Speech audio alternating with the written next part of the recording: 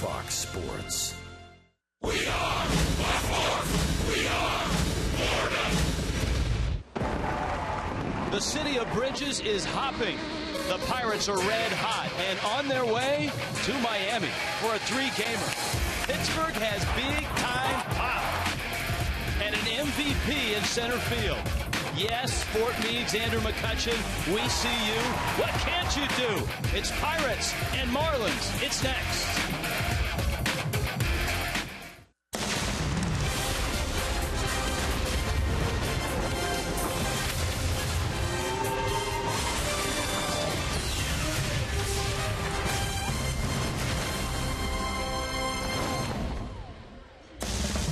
Actually, the Pirates didn't see South Beach until maybe 4 or 5 this morning after a Sunday night game last night and a series win over the Giants.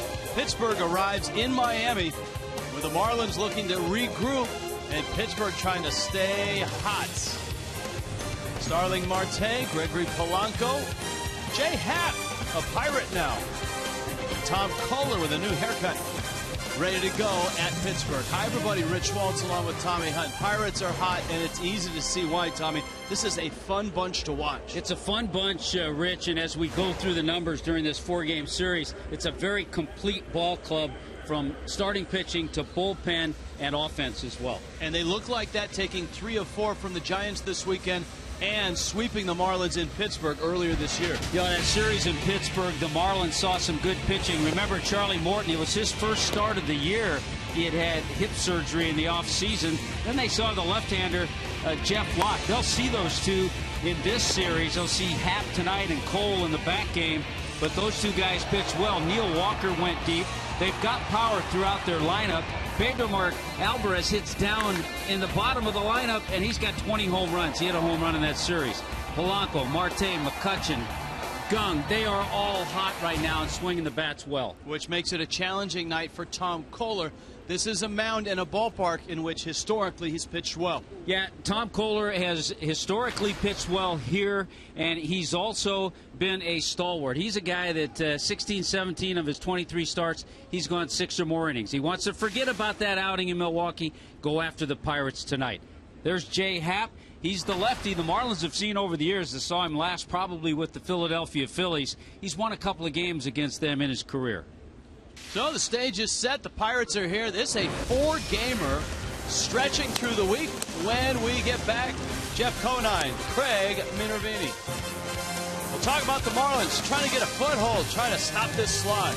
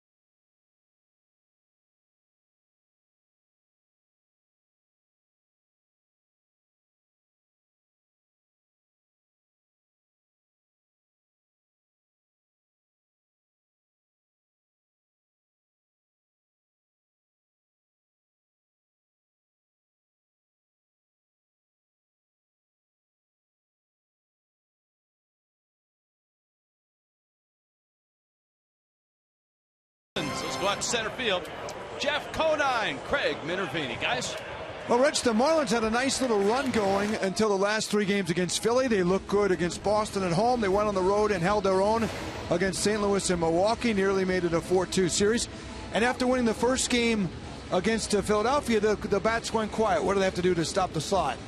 Well, when you're not all firing on all cylinders like they were for quite a few games before this recent slide, you really got to concentrate on the small things. Try to move guys over. Try to get them in with a guy on second base. Yeah. You got to try to move them over.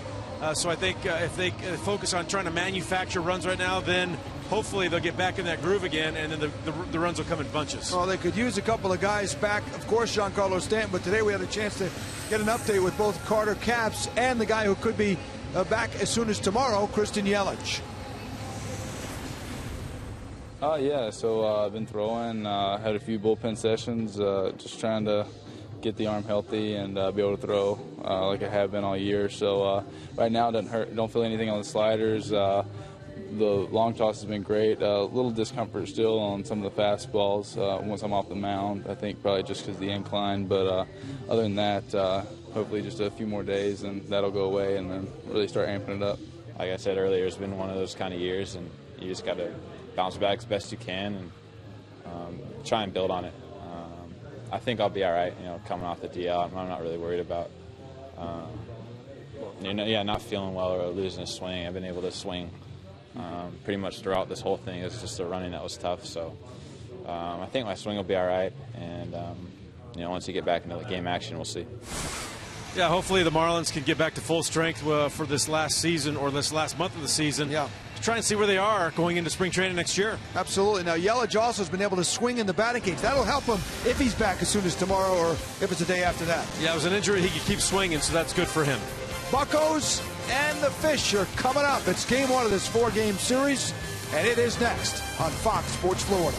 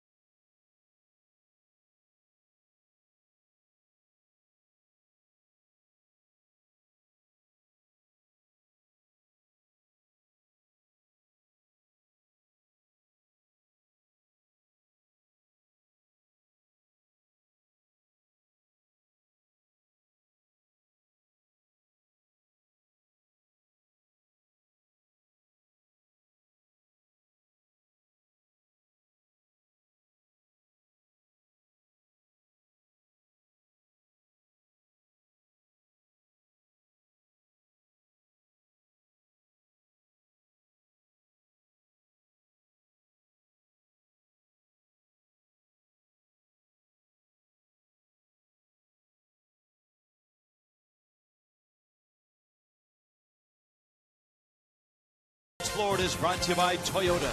Let's go places. By 5-Hour Energy Shots. Have you tried great tasting 5-Hour Energy lately? And by AutoNation. Save on over 70,000 vehicles now. Visit us online at AutoNation.com. Pirates in town, a 4-gamer. Tom Kohler leads them out. The Marlins trying to put a dent in Pittsburgh's postseason hopes. The Giants were unsuccessful. The Pirates took 3 of 4 from them over the weekend. JM Lexus brings you their starting lineup. Gregory Polanco, Good pop, good speed in the leadoff spot. Starling Marte's having a terrific year. Andrew Kutchin, the MVP candidate. Jung-Ho Kang, 2 home runs on Saturday against the Giants. Neil Walker at second. Francisco Cervelli quietly has been a really nice add for the Pirates. Pedro Alvarez, a big bopper at first. Jordy Mercer's back off the DL, and Jay Happ is on the mound. Not an easy assignment for any pitcher because it's such a deep lineup. But Tom Kohler goes after this ball club. It's his 4th career start against the Pittsburgh Pirates. He's looking for his first win against them. He'll have to make some good pitches. He usually pitches a lot better here at home. And his first pitch is brought to you by Pitch a Penny. Looked good, was called the ball, and this game is underway. Kohler facing Gregory Polanco, Starling Marte, and Andrew McCutchen. That one is roped to right. Ichiro won't get it. Over his head, off the base of the wall. And Gregory Polanco drops the head of the bat and finds himself a double.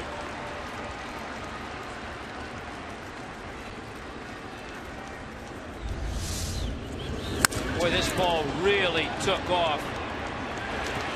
For a second, Ichiro may have thought he was going to catch up to it, but that ball really took off the bat of Gregory Polanco. And I think we all remember that incredible series Polanco had here last year. Last June, he was 9 for 17 in a 3-game series. So Polanco out at second. Starling Marte, Andrew McCutchen, Jung-Ho Kang. And Tom Kohler right away in a bit of a stressful spot. Casey McGee under this pop-up. Marte goes after the first pitch, and Kohler has his first out. That's a nice out to get right there. Check in on the defense, brought to you by BMW. There's Dietrich, there's Ozuna, there's Ichiro in the outfield. Prado Echeverria on the left side, Dee Gordon. Casey McGee starting tonight. He's at first base. JT Realmuto is behind the plate. He called me old school, Rich, but I like the new look, Tom Kohler.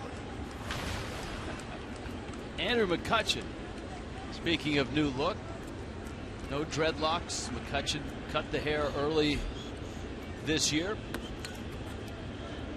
And it doesn't seem to matter. It's not like Samson, who cuts his hair and all of a sudden can't hit home runs. McCutchen still looks like an MVP, plays like an MVP.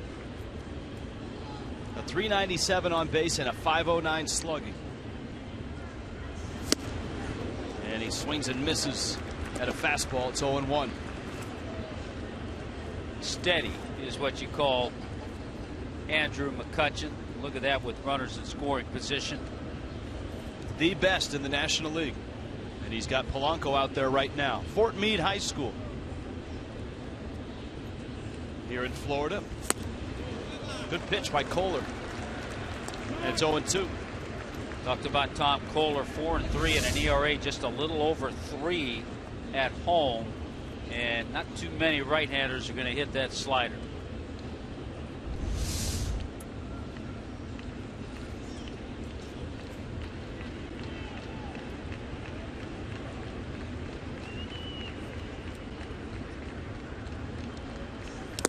In the dirt, picked there by JT Realmuto.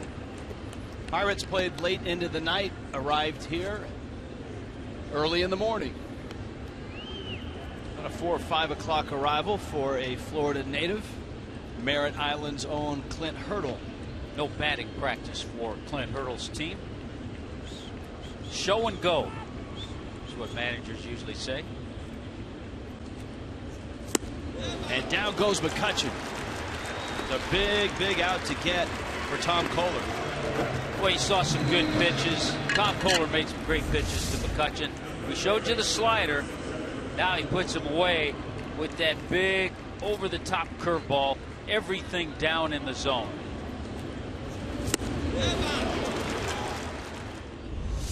The Pirates lineup, and their game notes for that matter, are stuffed with superlatives right now. And this guy is kind of leading the parade. Jung-Ho Kang out of Korea, 28, 9 years in the Korean League, and what an impact he's had. He's in the cleanup spot for a Pirate team that has won 74 games. I tell you what, right now, when the Pirates signed Gung to a 4-year, $11 million contract, I would guarantee you most wouldn't have guessed he'd be hitting cleanup for them in August. The 2-homer game he had on Saturday against the Giants was the first of his major league career. 10 doubles, 8 homers in 33 games since the All-Star break. And the nice thing for Clint Hurdle is you can play him in a variety of spots. What a luxury that is. Kohler means business. He's out in front 1-2.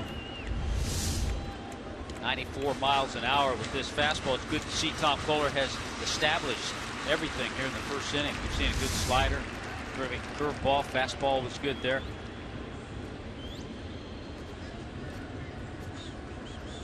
Polanco away from second. Kohler steps off.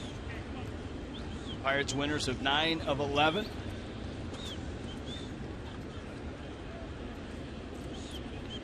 Dan Jennings.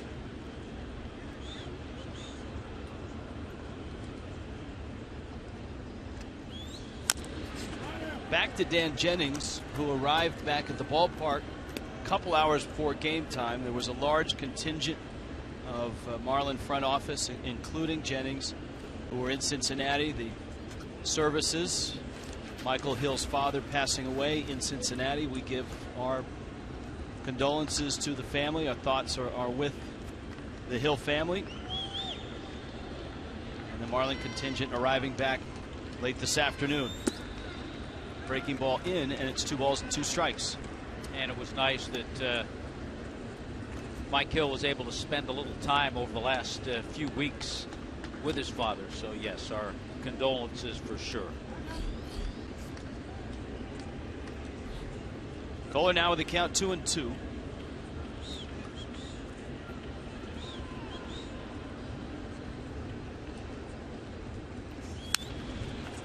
Talking about Kohler in this inning, somewhat of a stressful start with Polanco's double. There really aren't many breathers in the Pirates lineup. When you go deep into that lineup, Francisco Cervelli's having a dynamite season. Pedro Alvarez has hit 20 bombs and he's in the 7 spot. And Jordy Mercer, just off the disabled list, is hitting 8th.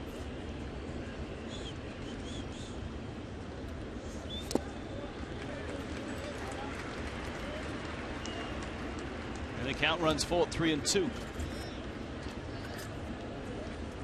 What's at stake for the Pirates? Well, Pittsburgh, with this nice run, has drawn within 3.5 games of the St. Louis Cardinals. The Cubs have won today. A walk-off win. Chris Bryant with a homer to sink the Indians. And so the Cubs are 6 back and 2.5 back of the Pirates now. Gung reaches out, shoots it to the right side. And this division is just nuts. I mean, the Pirates take 3 of 4 from the Giants, and they pick up just a little ground on the Pirates. The Giants actually gained ground on the Dodgers during the course of that 4-game series, in which they lost 3 of 4. The Cubs and Pirates actually have more wins than the Mets, who lead the East, than the Dodgers, who lead the West. There's your wild card standings. Giants and Arizona, Washington, a long ways back in that second wild card spot. That is strike 3 called inside corner. Kohler worked and worked. Gung fouled off some pitches. Tom Kohler escapes the first and leaves Gregory Polanco at second.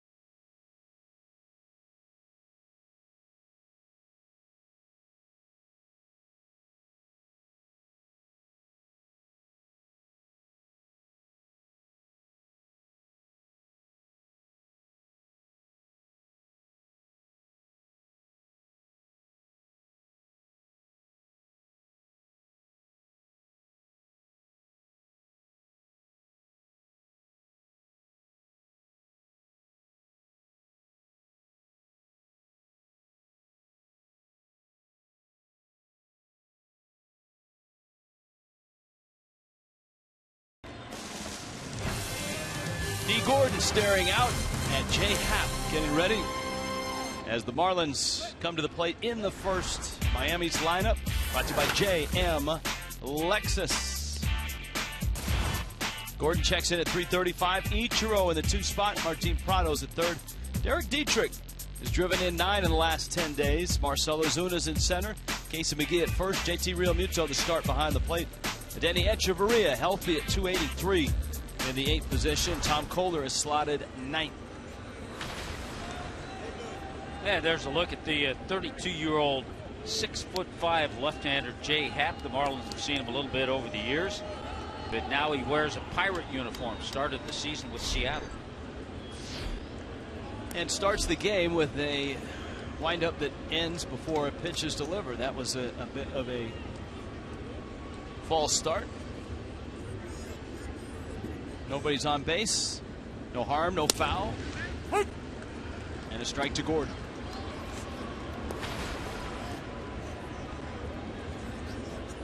D. Gordon sitting at 335. Bryce Harper at 330. Paul Goldschmidt at 330. Those are the numbers as this ball game starts on the 24th of August. Where will Gordon be on the 4th of October? Will he be at the top of the National League? One thing's for sure, Tommy. He swings well against left-handed pitching. That certainly helped. That and the fact that he runs well. He's going to get some infield hits, some bunt base hits. Gordon drives that one to left. And Marte makes the catch. So an out.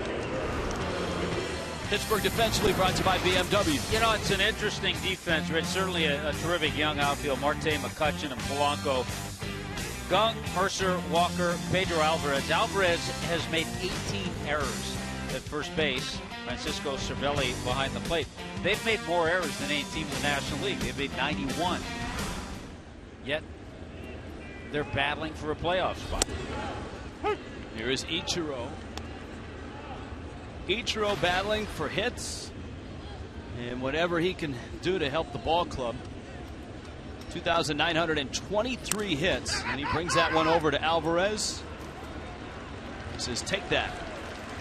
Steps on the bag. You're right, 18 errors for Alvarez. And remember, they thought first base would be safe harbor for him. They thought maybe they could cross the diamond. Maybe they could hide him over there, but they make moves late in the game. Sean Rodriguez, and also now Michael Morris, part of the Pirates. So they will make some defensive changes late in the game. That's incredible. First baseman, during the course of a year, a first baseman, really good one's going to make 4 or 5 errors. You see Votto with 7. You see the numbers there. But 18 errors. Wow.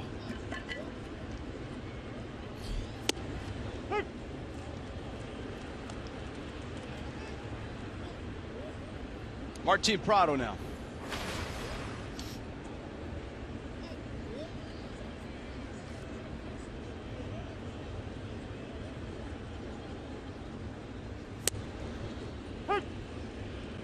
A strike from Happ, and it's 0-2. 4 years with the Phillies, including his best year in the big leagues, 2009. Then to Houston, then to Toronto. As Tommy pointed out, started the year with Seattle, was traded on trading deadline day, the 31st of July, for a minor leaguer. As a Pirate, 3 starts, 1-1, and a nice 2.87 ERA. Out of Northwestern University. Do that big curveball. He uses a changeup. He likes that. Has a good one. Last start was a good one. Beat the Diamondbacks.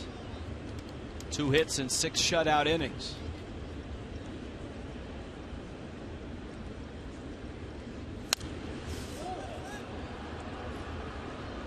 And for a guy like Happ, it's really got to be something. Seattle not having a great year. He joins a moving train, a rapidly moving train that's headed towards the postseason.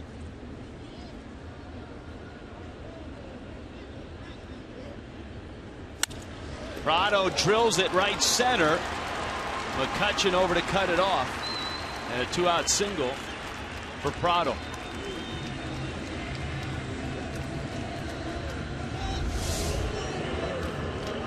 It's fun to watch Martin Prado foul off a few pitches, and then all of a sudden he gets one out a little bit, up a little bit, drives it hard into right center. One of the challenges for Miami tonight is the lineup stacked with left-handed bats at the front of the lineup, and with good reason. We told you about Gordon. No lefty hits left-handed pitching better than Gordon. You've got Ichiro with good numbers against Happ, and then Dietrich, who's kind of been Miami's sole power source of late. You would like to see, and you have a feeling he will progress. Right now, Dietrich this year hitting below 200 against left-handers.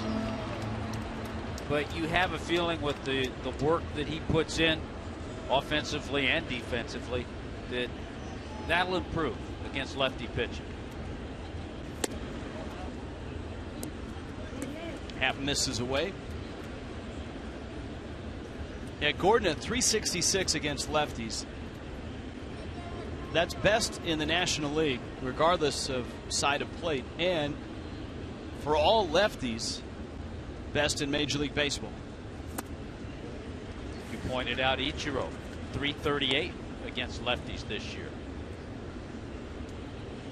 I'll tell you, sometimes too, sometimes it works. You have a left-hander out there on the mound. So many teams will platoon and have all right-handed bats. Happ's going to have to deal with some lefties tonight. That might take his changeup away a little bit. He'll throw it some to left-handers. What you got on this Northwestern Wildcat? Well, just mentioned he was acquired from Seattle. Lots of high strikes. You want to try to stay away from those, and he will triple up on that changeup. He likes to use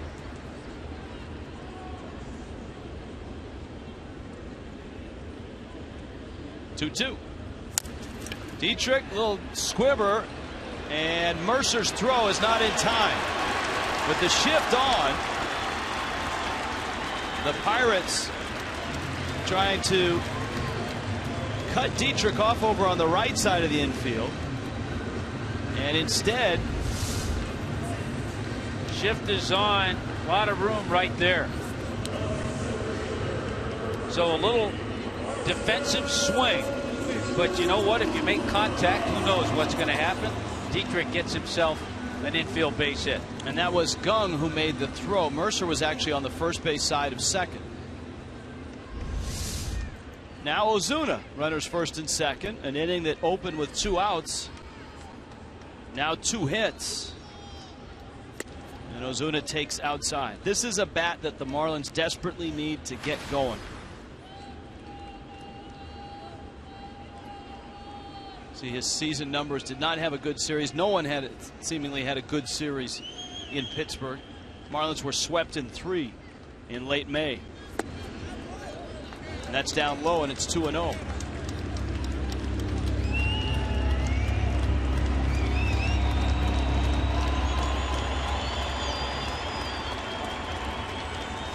Ozuna has doubled and homered on the homestand. It is 3 for 15.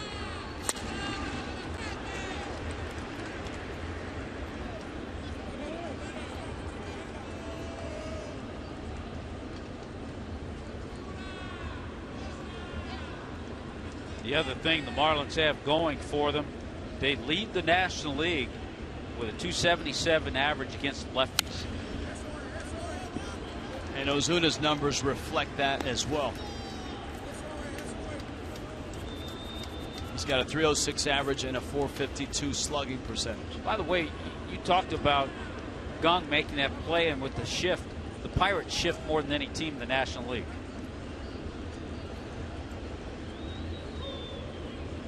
Much straight up for Ozuna. Well, they do bring Walker a bit towards second, the second baseman. Ozuna gets the hands through, but yanks it foul.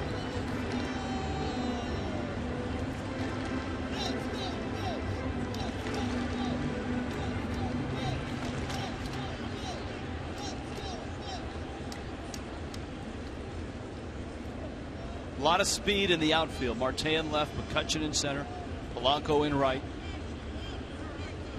2-2.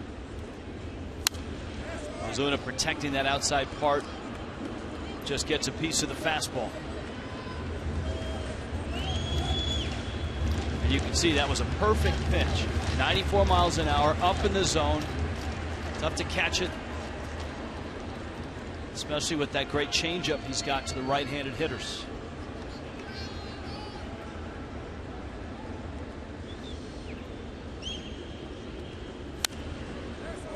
That's a good example, Tommy, of how the Pirates are not afraid to pitch inside to hitters. You talked about shifting and how aggressive they are in shifting. It also, for Ray Searage and his pitchers, translates to the rotation of the pen. They're not afraid to pitch inside, and they do it more than anybody in baseball. It's amazing when you look at the numbers. They hit more players than any other team, but they get hit more than any other team. That is right down the middle. Wow. Happ ends the Ozuna AB with a fastball. Pirate bobbleheads. Ladies and gentlemen, there's been a Zach Duke sighting. What's he doing next to Clemente?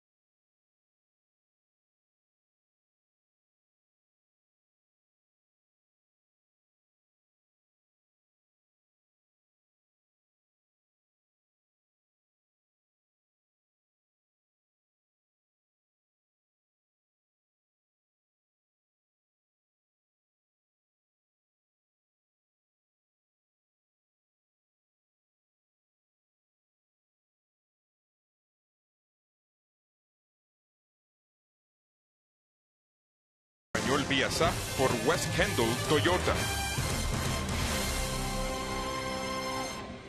In Miami, Pirates in town. This is a 4-game series after a 4-game series.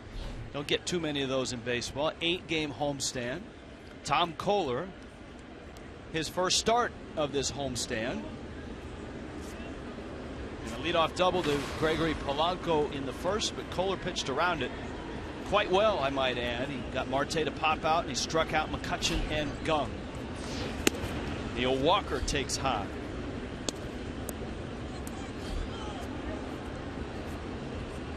Neil Walker, a guy that has seen it all growing up in the Pittsburgh area. Lines it to left. Dietrich is there, and he makes a catch.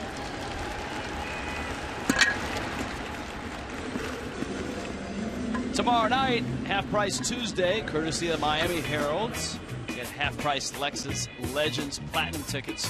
Great discounts on tickets in several other categories. Go to Marlins.com today. It's a 7:10 start. Pirate Parrot. I have not seen him yet. I don't know if he's on the trip, Tommy. I don't know if he made the travel team. I haven't seen him. I don't think he made the trip. Fastball up, and Cervelli somehow got out of the way. Ducks and covers.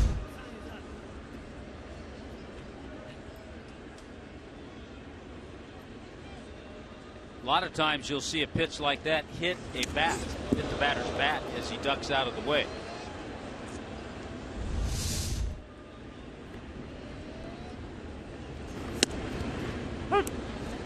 follows that up with a fastball for a strike. Francisco Cervelli, his name a lot bigger than his numbers over the last 4 or 5 years, simply because he's been hurt a lot. He was a Yankee, and at times he played well, but it was really hard to figure what type of player would he be every day. And as it turns out, in 97 games, a 372 on base, a 424 slug, 14 doubles, 6 homers. So he has proven to be a nice replacement for Russell Martin. And I think there were some questions to that when the Pirates elected not to sign Russell Martin. Ichiro down on his knees and makes the catch. Pedro Alvarez coming up. Alvarez, we talked about the pop.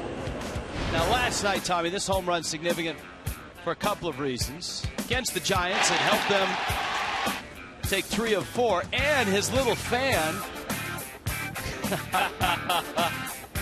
He loved it too. Yeah.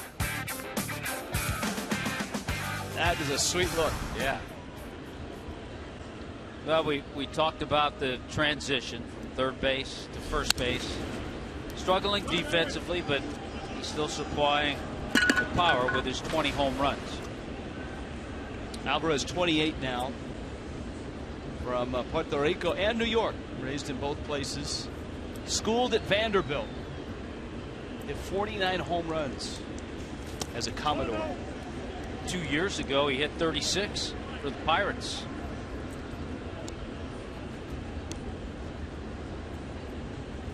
Yeah, an all-star in 2013, Silver Slugger in that 36 home run season.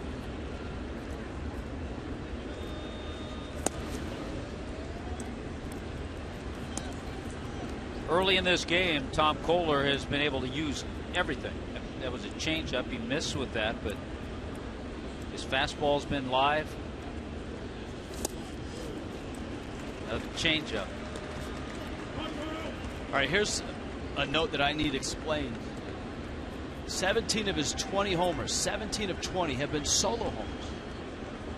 That's amazing, considering the base traffic that the Pirates usually have in a ballgame. The guys he's usually hitting behind.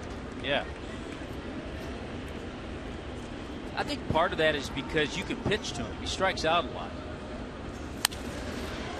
Oh, look at that. D. Gordon in shallow right makes the catch. And a liner snared 3 line drives in that second inning. Tom Kohler shut down the Pirates.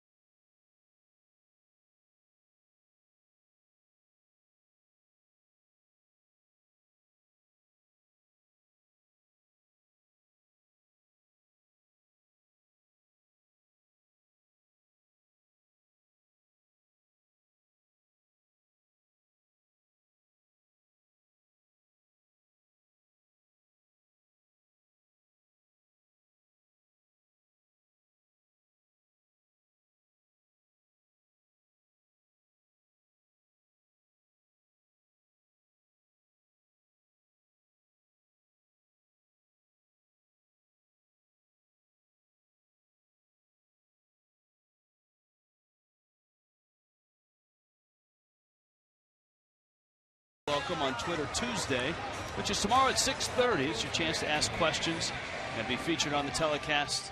You can follow on Twitter and Instagram at Fox Marlins, or send an email to foxmarlins@gmail.com.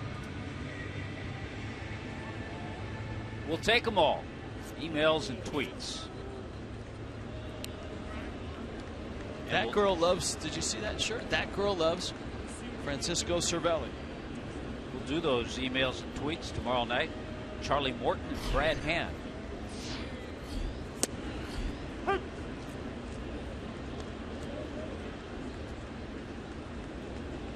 She loves Francisco Cervelli and Bud Light.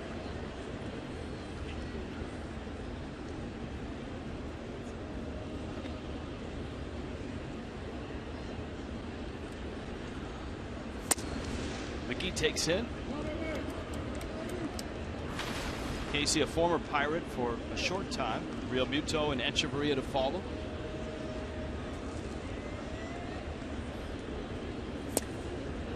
The best year Jay Happ has had as a major leaguer was back in '09 with the Phillies.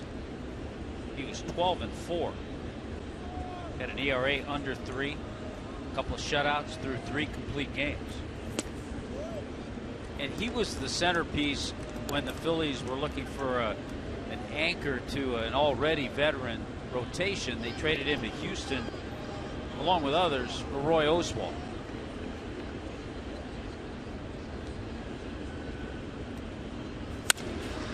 McGee shoots it into center field, a hit.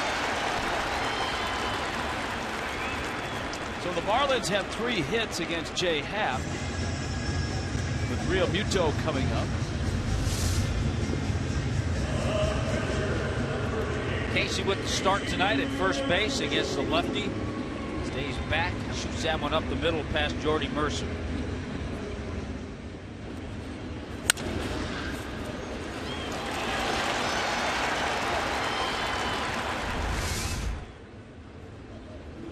Now Real Muto.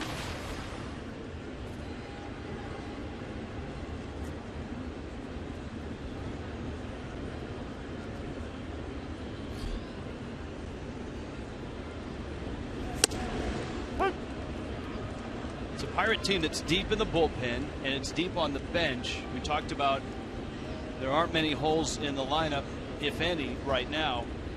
And remember, they've got Josh Harrison on the bench right now. Aramis Ramirez, Michael Morse, who in a roundabout way finds his way back to Marlins Park. And the all-purpose player, John Rodriguez. A Miami guy. There's Harrison.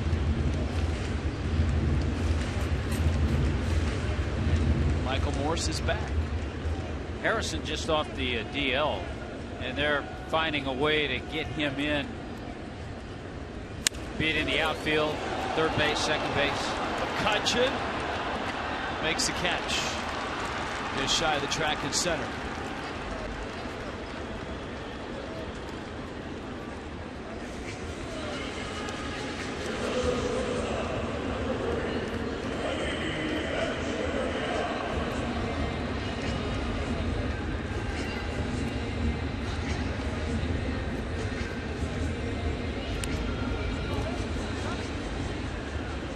Danny Echeverria.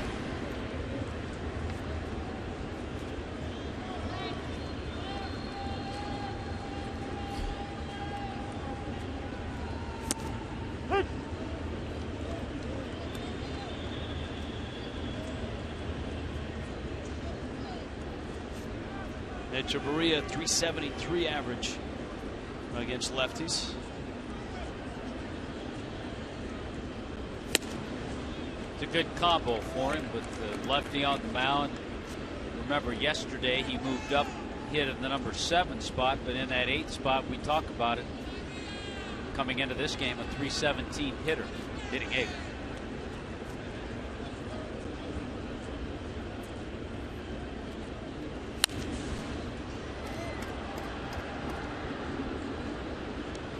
Catches that fastball.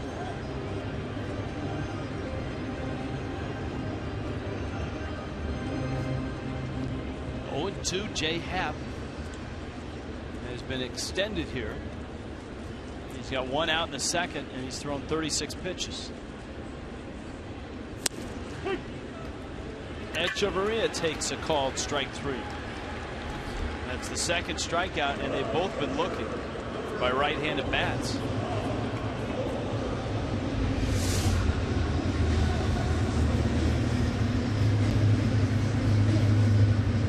Right there. And that's the same spot that Ozuna took a called third strike. A fastball right down the middle. So Kohler's up. McGee is still at first, and there's 2 outs.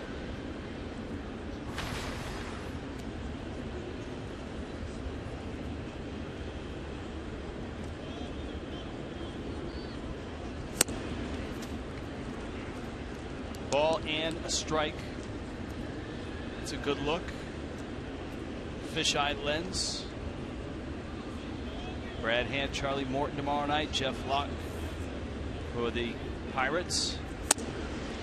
Henry Flores is supposed to start on Wednesday, but there is some talk that he may not make that start. Garrett Cole and Justin Nicolino on Thursday night. Cole, the ace of the staff, 14-7 with a 2.49 earning. Down goes Kohler. Pittsburgh and Miami scoreless.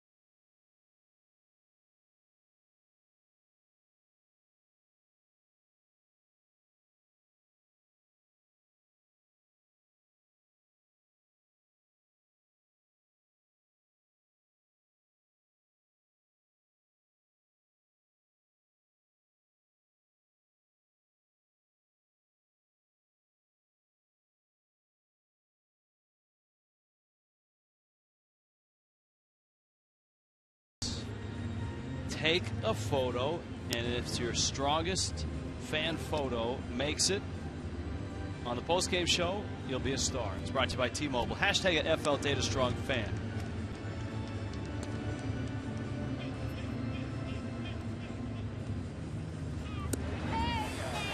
See, those kids would be in a good photo. That would be a good photo. Well, the topic for Craig Minervini and Jeff Conine was what's happened to the Marlins bats in the last 3 games. Just 3 runs and only 14 hits, and that's after a nice run where the team had won 7 of 10, and we're scoring runs at over 7 a game. Remember the last game in St. Louis, a 6-4 win. Scored 6 runs. First game in Milwaukee, 9 the second game, 7 in an 8-7 loss, and 9 runs in that first game against the Phillies. Here's Jordy Mercer. Mercer takes a strike. Played as a defensive replacement last night. It was his first action since the 19th of July. Had a left knee sprain. was hot when he went down.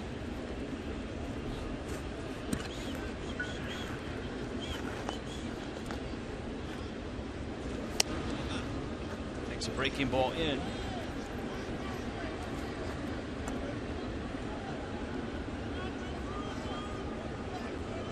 Yeah, the last start for Tom Kohler, that was that start in Milwaukee. He was victimized by Chris Davis.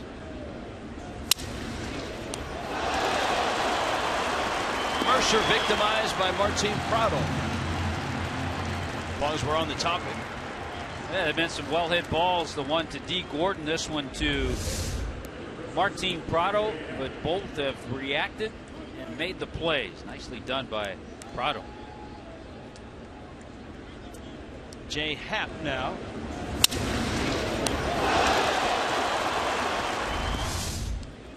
Good reactions.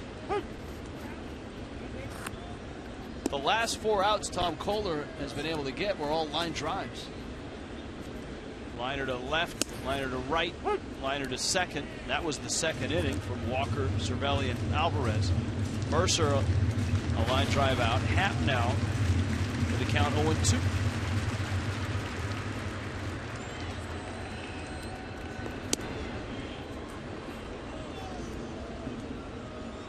Phillies took 3 of 4 from Miami, and in doing so drew even with the Marlins, 50 and 74. That is strike 3 called. And tonight the Phillies are back home and staying hot. A 4-1 lead over Jacob deGrom and the Mets. That's going into the 3rd inning. Phillies got a 3-run homer. Ryan Howard. And how about this? The Mets, their run just off the disabled list. David Wright, the captain, homered for them in his first AB. That's a rather dramatic return. That game is in Philly. Now Polanco, who blistered one to right for double number 25.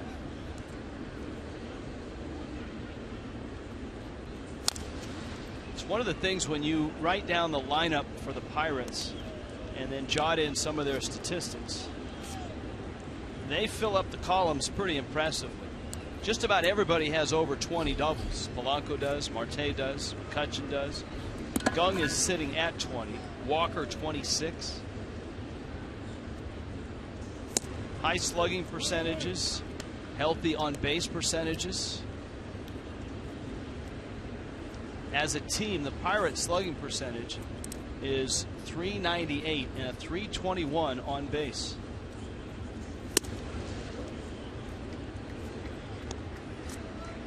This is a talented player, just 23 years old, Gregory Polanco. Got off to a slow start. And he actually, when he got off to a quick start last year, didn't finish strong. So there are a few questions, but all of a sudden he's really turned things around. D. Gordon had this one just bounce off the glove and roll into right field. Throws behind him, and Polanco is back just in time. Something about this ballpark that appeals to Gregory Polanco. We talked about that series he had last year. 9 hits in the 3 games. One of those games he was 5 for 7. So he's stung 2 balls hard. And now here is Marte. A lot of the offseason talk around these two teams was who's got the best outfield, and is that outfield the best in baseball? Is it Polanco, Marte, McCutchen? Is it Stanton, Ozuna, Yelich? And of course, for the Marlins, this season has been awash in injuries and disappointments. The slump of Ozuna, the injury to Yelich early, and now on the disabled list, but hopefully back in a few days. And of course, Stanton with the hand injury.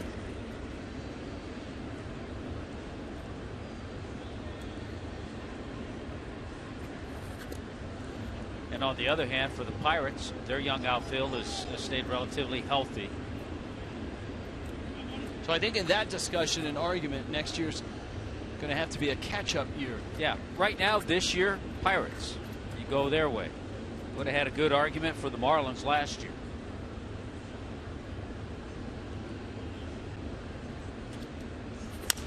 Marte pulls it third base side, and that's wide of third. Polanco's 23, Marte is 26, Cutchin is 28. And Marte has done something that nobody else has done in baseball this year. At least 15 homers and at least 25 stolen bases. He's also got 24 doubles. Polanco leading, started to run. You can see Kohler get down on a knee, thinking a throw was coming overhead. He didn't get the call of the pitch either. Not sure if he felt he didn't get a good jump or if he just bluffed.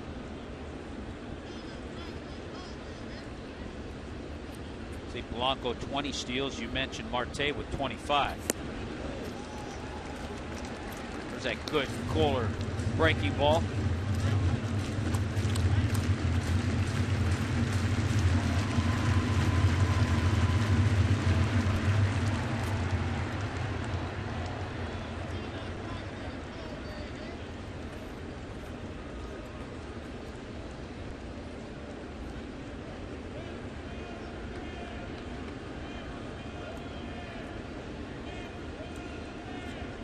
Going on this pitch, it's lining to right, and it's a hit. Ichiro has it.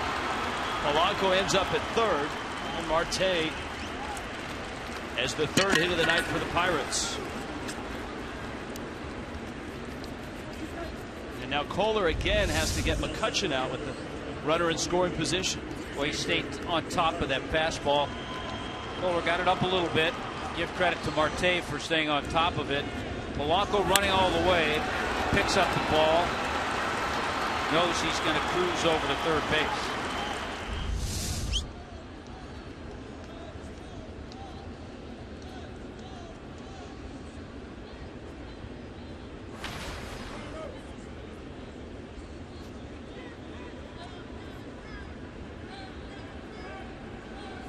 You see that average with runners in scoring position. Strikeout victim back in the first, and a nice pick by Real Muto.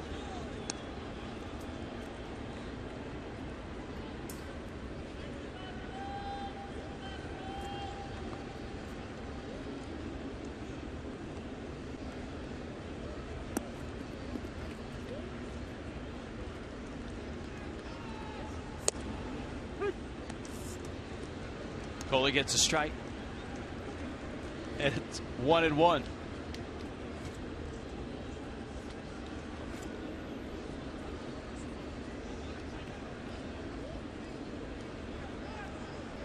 At the corners with 2 outs.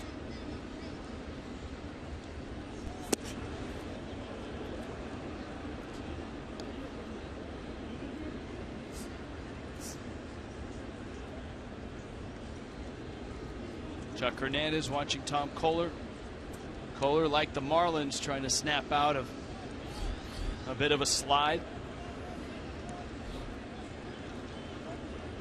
Marlins dropped 3 in a row to the Phillies. Kohler gets a strike. 2-2.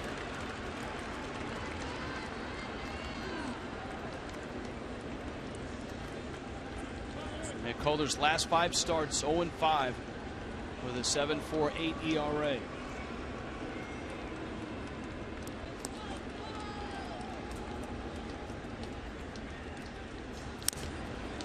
Cutchin just a piece.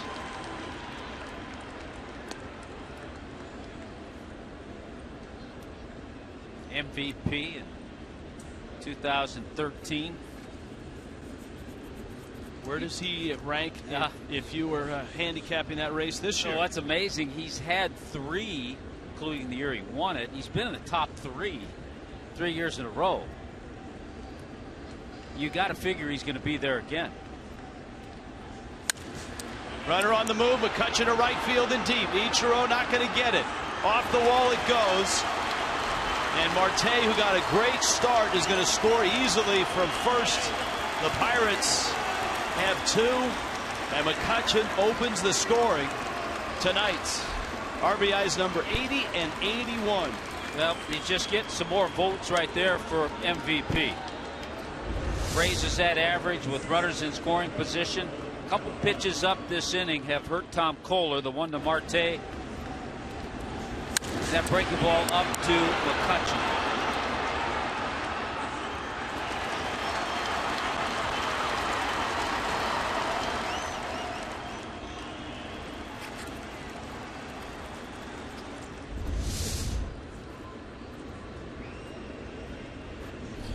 Now Gung, who was called out on strikes in the first. Pirates have bunched 3 hits in a row. Polanco and Marte with singles, McCutchen with the double. Runner goes, that one in the air and out of play. I've seen this a lot over the year. Runners stealing second, runners getting big jumps, trying to steal third. And the pitchers just have to be reminded at times, either by the catcher, by somebody in the infield. Make sure you stop. Make sure you give that runner another look. Advanced scouts see that. They write it up. Teams exploit it. And there are scouts that we see that have watched a lot of Marlin games. And you've got to know that that's in their notes. The ball club does not do a good job of keeping runners close at second and at times at first.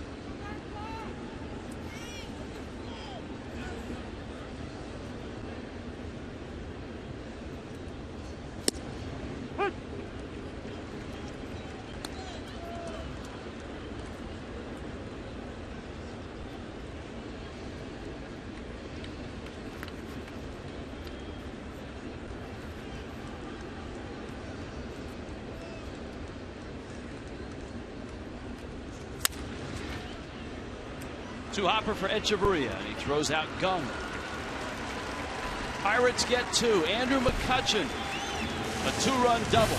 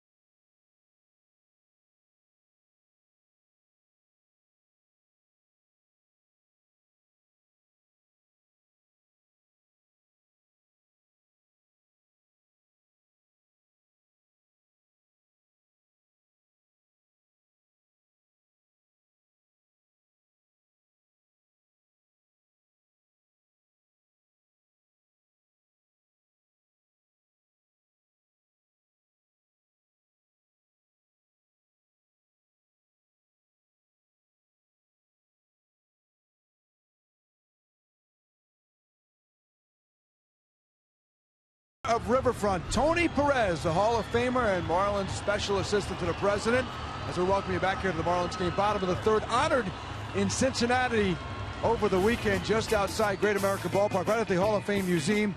And Andre Dawson was there for the ceremony. It was a great ceremony. That big statue, nearly 500 pounds. Tony Perez, one of the great moments in Reds history, as it was a picture shot and now statue of the big homer, the 2-run homer he hit in Game 7 in 1975 against the Boston Red Sox. It helped the Reds win the World Series. And Tony told me that about half or more than half of the Big Red Machine was on hand. Other later teammates like Dave Parker, he said, you know, that Hall of Fame plaque is special, but when you see a statue of yourself, he really said, I choked up during the speech. Really neat thing for the Reds to do for our pal Tony Perez, guys. Yeah, all those, the great 8 from that decade. An incredible run, certainly, for the Reds. Neil Walker, or excuse me, Jung Ho Kang making the stop at third base. Tony throwing out the first pitch in Cincinnati yesterday to Johnny Bench.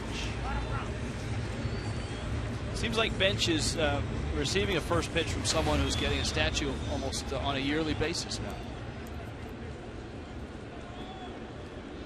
Ichiro bounced to first in the first.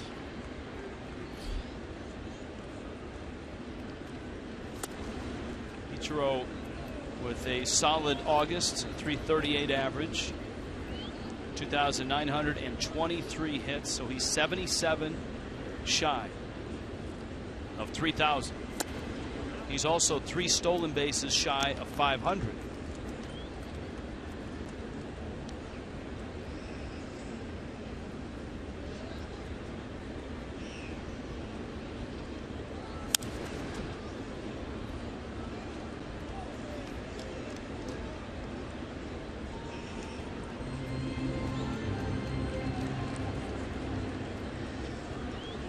I actually think Ichiro has a chance to get under that mark we were talking about. We were talking about maybe 60 hits, maybe 70, 60 hits. He might get under 60. If the Marlins have 37 more games after tonight, and it depends, obviously, the number of games he plays.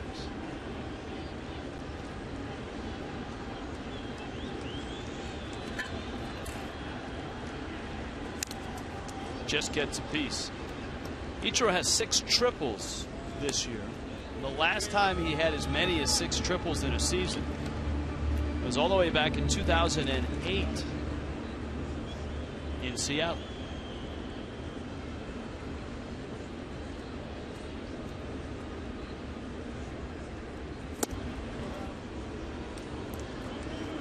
Full count, 3-2.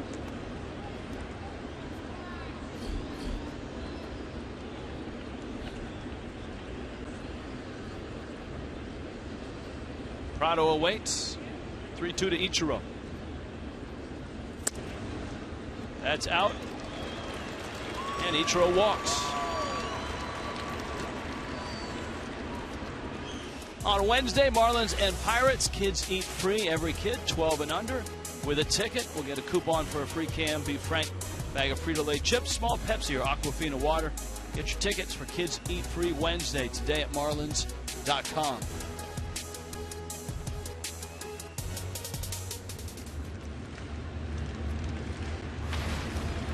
Now Prado.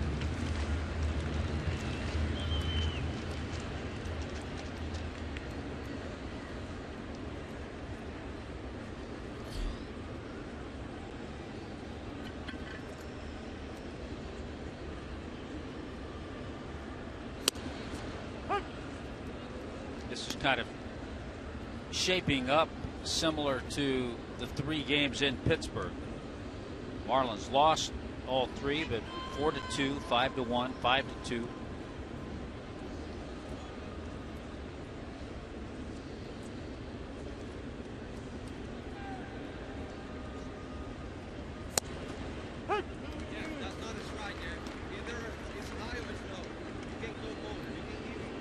Can't call them both either high or it's low. That's not a strike. That's what Martin Prado has been telling Jeff Kellogg.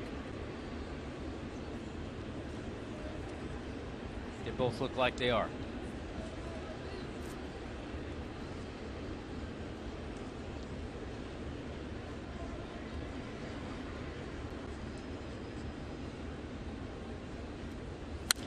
I think what happens a lot of times in the case of a hitter, you feel if the umpire is going to call the high strike that he's not going to call the low strike, and vice versa.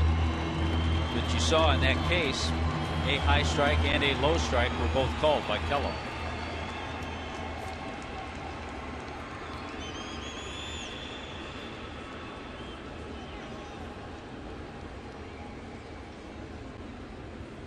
0-2. Up the middle. Walker to Mercer to Alvarez. And the Pirates turn the double play, and Miami's third is over. And Andrew McCutchen, 2-run double. All the scoring tonight.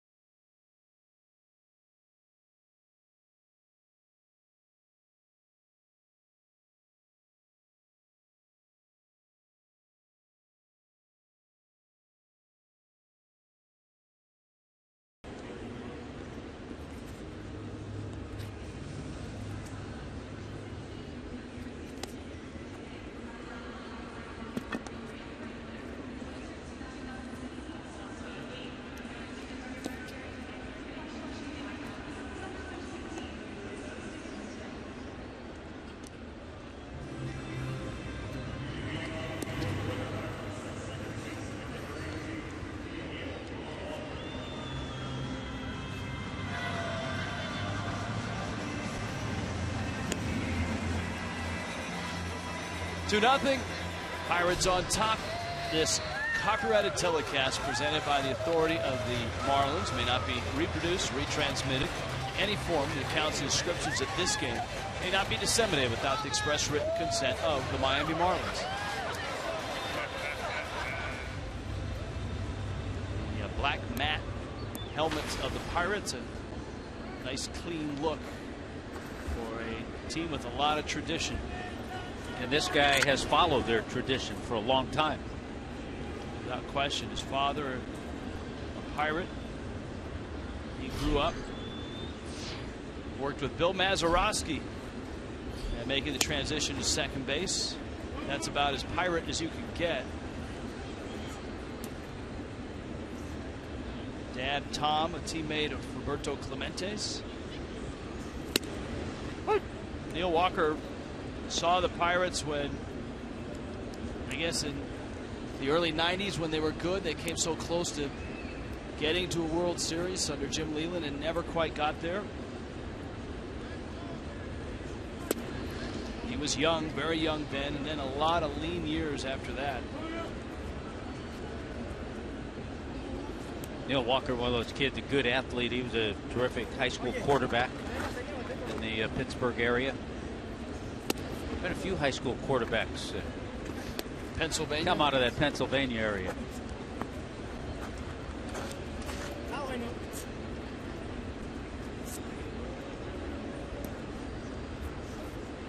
Namath, Marino, Montana, to name a few. Walker's aboard. Leadoff walk. That's the first free pass issued by Tom Kohler. And here comes Francisco Cervelli. So much so, you talk about the lean times. The Pirates did not have a winning record from the time that Jim Leyland left. I believe it was 92 was their last year where they were taken down in the postseason, until 2013 when the Pirates won 94 games. Won that wild card game at Cincinnati. Last year they were bumgarnered, so to speak, in the wild card game. They got Bumgarner the other night as well. That was their only loss in that four-game series. Bumgarner hit his pitched well and hit his 5th home run. Giants beat Clint Hurdle's bunch 8-0 last year in the wild card game. Brandon Crawford had a grand slam that helped seal that deal, and that was the start of the incredible run for Madison Bumgarner in the postseason. Well, I think right now the Pirates have their sights on the Cardinals. They're not thinking about a wild card coming into play tonight. Pittsburgh 3.5 games behind St. Louis. Cardinals tonight in Arizona. Lance Lynn on the mound. Cubs won. We told you that. 2-1. They beat Cleveland. Chris Bryant, a walk-off homer. And Kohler right now can't find the strike zone. He walks Neil Walker and now Cervelli. Great pitchers duel in that game at Wrigley Field. Corey Kluber of the Indians and John Lester both pitched well. Chuck Hernandez on his way out. South Florida Honda dealers, get you ready for Game 2. Marlins Live. Emails and tweets. Charlie Morton, Brad Hands, Craig Minervini, and Jeff Conine. Remember, we had the shift. A little different story with men on base with Pedro Alvarez, but in the second inning, there it is. Shift was on. I don't think D. Gordon had to move at all. Right there, made the catch. The Marlins will shift, but not as much as the Pirates do. As you noted, the Pirates the most active in defensive shifts in baseball.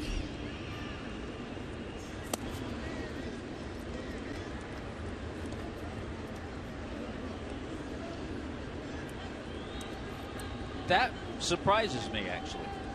That surprises me. But a lot of hitters, Ryan Howard comes to mind.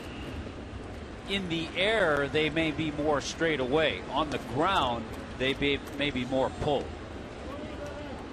Yeah, what that doesn't show you is the depth of the hit. Is it a ground ball through the hole on one side or the other, or is it a line drive in the gap or a line drive to right? So you're right, balls on the ground oftentimes, especially with lefties, have a different pattern than balls in the air.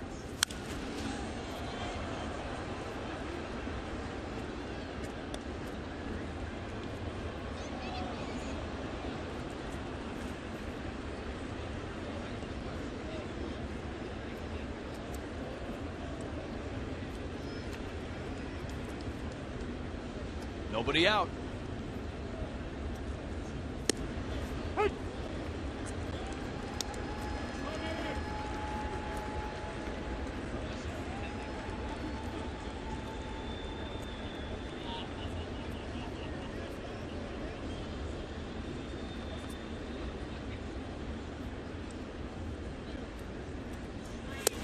Good breaking ball under the hands of Alvarez. He swings over it. Tom Kohler has his first out here in the fourth. Boy, it's a great pitch to a left-handed hitter. You bury that breaking ball down and in, and the result is usually what you see. The lefty, in this case Pedro Alvarez, swings over it. Perfect location. Fourth strikeout, Tom Kohler.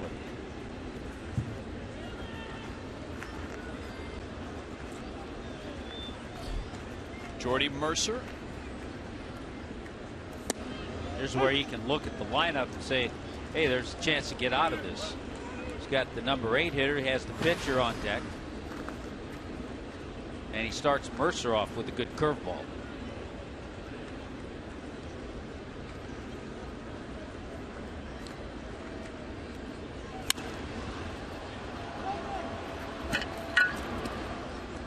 Nobody tagging. And there are 2 outs.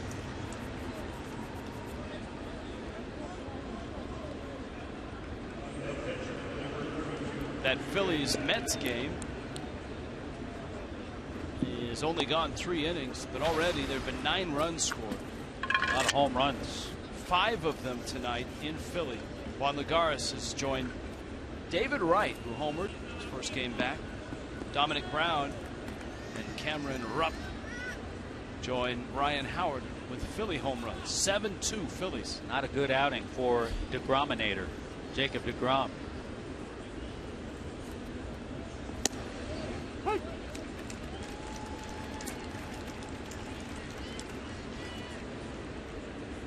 So Kohler is 2/3 of the way of getting out of this, which would be a nice comeback after walking the first 2 hitters of the inning. Boy, it's good feel. Ever since he made that curveball and struck out Alvarez, he's thrown some good ones. By the way, to show you the kind of year DeGrom is having, 2 2/3, he's out of the game now. Gave up 8 hits and 7 runs, 6 earned runs, but his earned run average is still .229.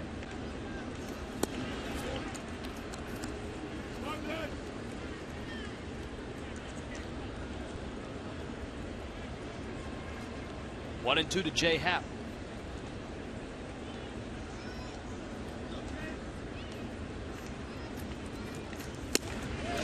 And he finishes him with a fastball. So Kohler pitches right by those 2 walks and keeps it at 2-0 Pittsburgh.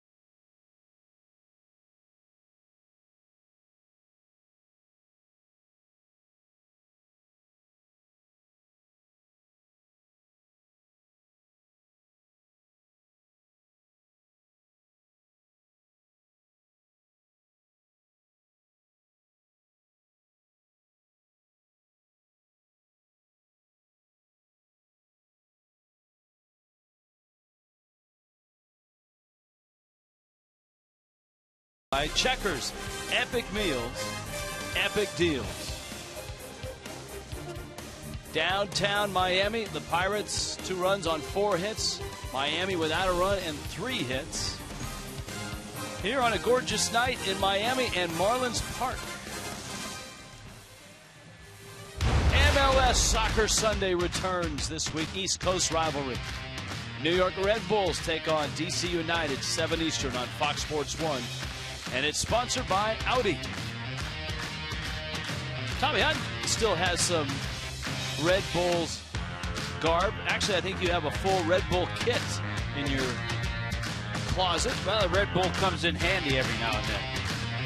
Come on, your nephew was a... he was a Red Bull. Member of the Red Bull. A couple of years ago, yes, he was. Derek Dietrich now. The Marlins try to solve Jay Happ. 3 hits. But Happ has struck out 3, walked 1.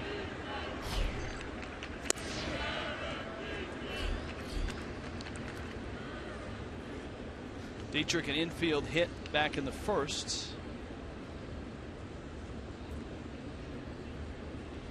And he flips it foul. It's 1 ball in, 1 strike.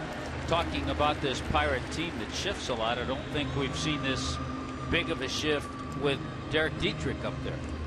Got 3 guys over on the right side of the infield.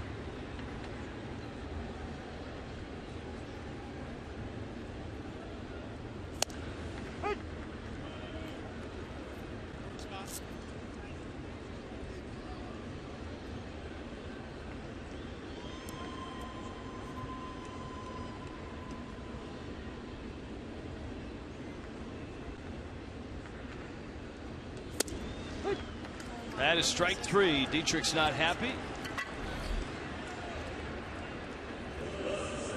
And he had a beef. It was low and out. Not by much. The number 3 that was called a strike was off the plate as well. Close. It's close. You can see Cervelli with his glove did a nice job of snatching it and preserving it.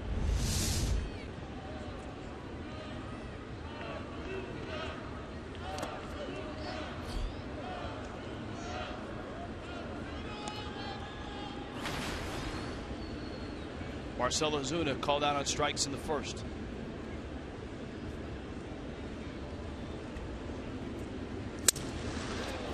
To center, McCutcheon on patrol out there.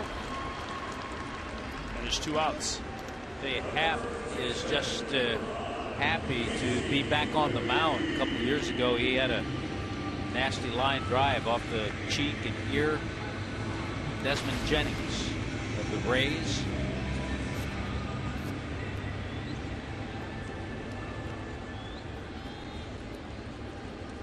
So as he followed through, that line drive came back near that left ear.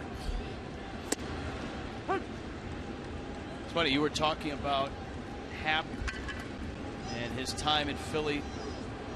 Pitched in both the 08 and 09 postseason. And then was sent to Houston. The Phillies at that time had assembled the greatest rotation ever, right?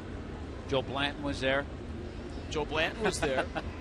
But Blanton was at the very back of it. Because you had Halladay, you had Hamels, you had Cliff Lee, and you had Oswalt. And the ironic thing is, and by the way, Blanton is here too on this Pirate team, is Joe Blanton had a World Series ring, was a World Series hero, hit a World Series home run. McGee to right, Polanco back. Not Cliff Lee, not Roy Halladay, not Roy Oswalt, but Joe Blanton and Jay Happ.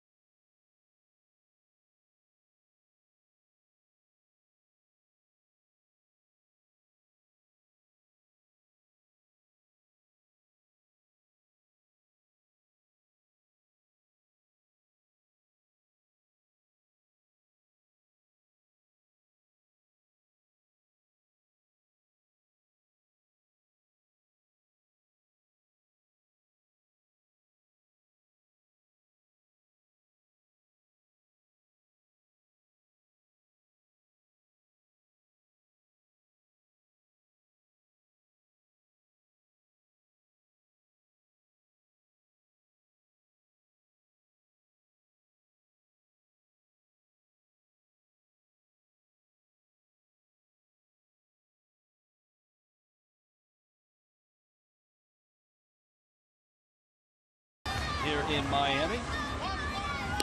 Geico presents our MLB moment for tonight. Pay attention. 1940. Tigers were hammering the Red Sox, and Ted Williams was on the mound. He pitched the last 2 innings. Gave up a run on 3 hits. Walked once. He did strike out a batter. He was 0 for 4 that day, much like a pitcher. The man sitting next to me, Tommy Hutton, also pitched as a position player in the major leagues. And took a lot more 0 for 4s than Ted Williams. How'd you do in terms of damage? Did you give up 1 run, 2 run, 3 run? I gave up 3. Had a strikeout. Were you guys ahead or behind? Oh, we were behind. 12 or 13 to nothing. Polanco hits another laser beam, and that's well over Dietrich's head. My goodness.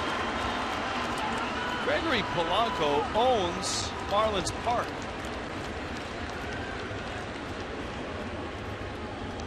"12 for 20 in this ballpark." It's amazing. Dietrich may have taken a step in. I don't know if it would have mattered because this ball was hit so well.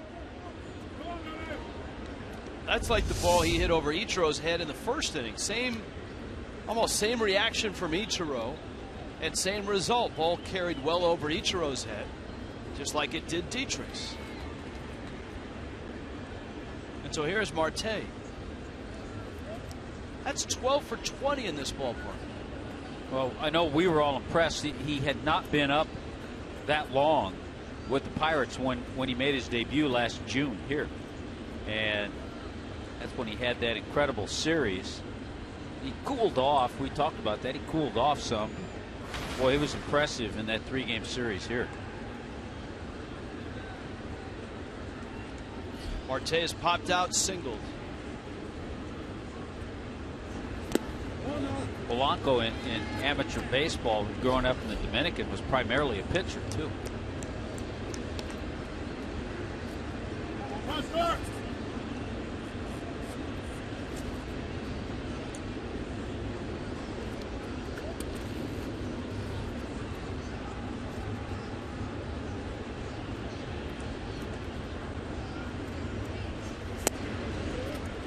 One-0 is swung on and missed. Ball and a strike. In the 4th inning, after Tom Kohler walked a couple, he found that breaking ball and came back and got 3 outs. The only difference here, it's a little different part of the lineup. McCutchen on deck. And it's 2-1. The 1-2-3 inning in the second is only 1-2-3 inning, and as a result, the pitch count is high at 81.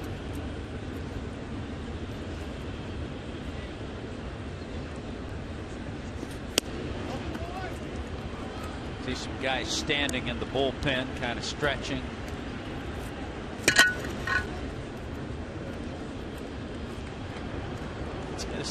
Look at that. It's like an aerobics class right now. Who's leading the class? Don't know who's going to get the call. Got to be ready. Marte walks, and it's first and second. Here comes McCutchen. Here comes Craig Minervini. Craig. All right, Rich, thank you very much. The Marlins looking to boost their offense. They may get that boost as soon as tomorrow. We'll see. Christian Yelich has been on the DL. Put their August 15th retro to August 10th. So tomorrow he's eligible to come off and play. Now the good thing about this knee issue, he's been able to swing, keep the upper body going, a lot of reps in the cage, and the ball has been jumping off his bat.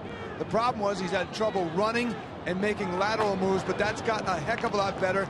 He actually shagged in the outfield during BP today, and he said if that went well, he does expect to come off the DL tomorrow. If not, it could be another day or so. But if, cross your fingers, maybe the Marlins get a break here in a season with few breaks, get Christian Yelich back in the lineup tomorrow.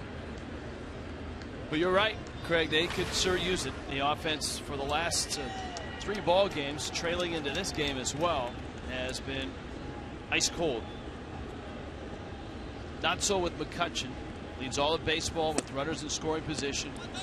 A .385 average, and he's 1 for 2 tonight, and that one a 2-run double in the 3rd.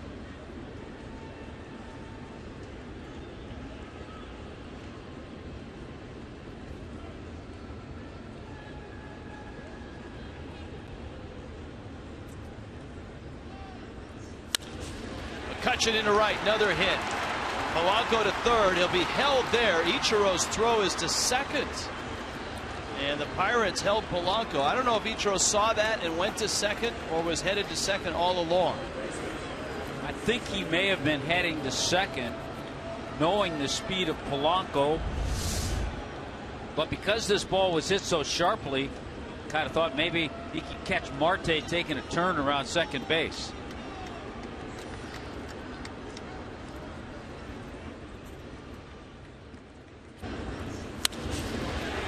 Just a little hesitation in Polanco to make sure that ball got down. But with nobody out, third base coach Rick Sofield holds it. Bags loaded, and here is Gung. 28-year-old Korean. Seoul, Korea is home.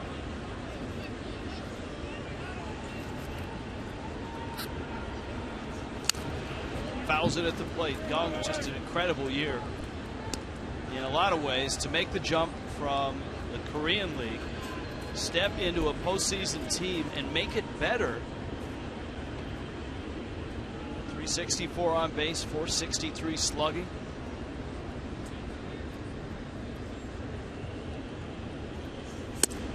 Played for the Hyundai Unicorns, one of the teams he played for over there. How about tonight, Rich? The first three hitters in the Pirate lineup are 6 for 8 with a walk. The rest of the lineup 0 for 10. That's a stark contrast, Tommy, from Unicorns to Pirates.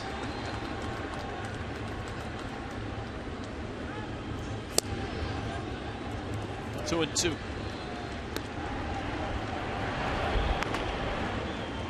All the stretching finally has a relief candidate, Brian Ellington, in Miami's bullpen.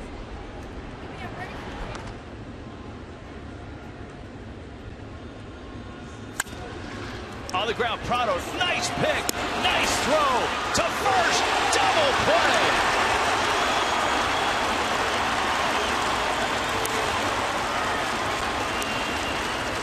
That is a big league double play. You don't see this one turn that often. It's a heads-up play by Martin Prado. This ball hits sharply. He picks, turns, and fires. And then I love the way JT Realmuto steps inside the line to get a good angle and hard throw to first base. 5-2-3. And Tom Kohler loved it.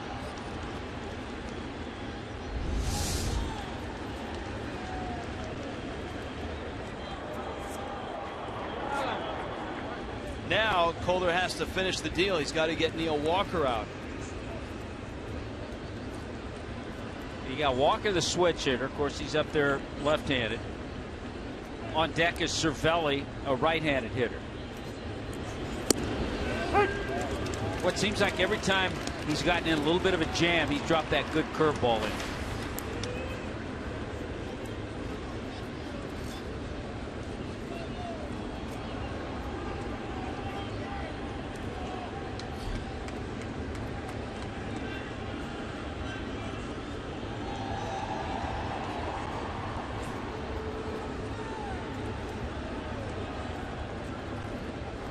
Hernandez. 0-1.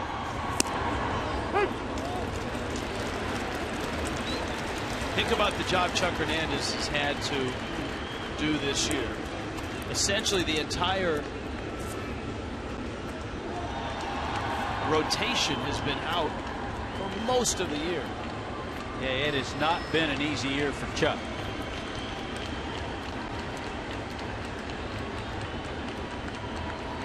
Oh-2 is up. Dan Herron probably the guy that spent the most time in that rotation and obviously traded away near the deadline. But Jerry Cozart has been injured most of the year. Jose Fernandez injured most of the year. Henderson Alvarez a very good part of the year. Matt Latos wasn't in shape coming out of spring training. And as a result, he was on the disabled list as well. Probably the one guy that certainly was a help to the young pitchers. Pitching now for the Cubs, Dan Herron. Didn't have to worry. Chuck didn't have to worry too much about Herron, the veteran.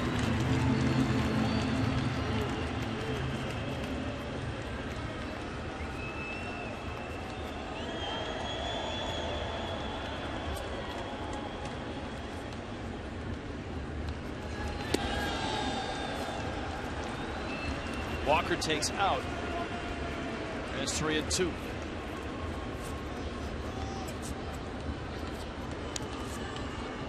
Again, Tom Kohler has the luxury of making a perfect pitch. His go-to pitch has been that curveball. But remember, first base is open. And this will be pitch number 97. And he lost it. Now the question is, does he get to face Cervelli?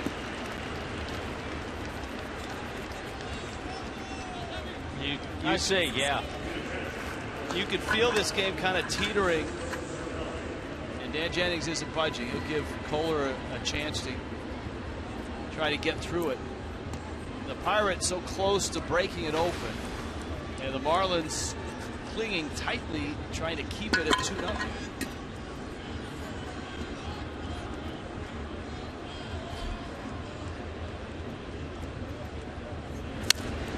In the air, McGee. Tom Kohler escapes with some help from Martin Prado and JT Realmuto.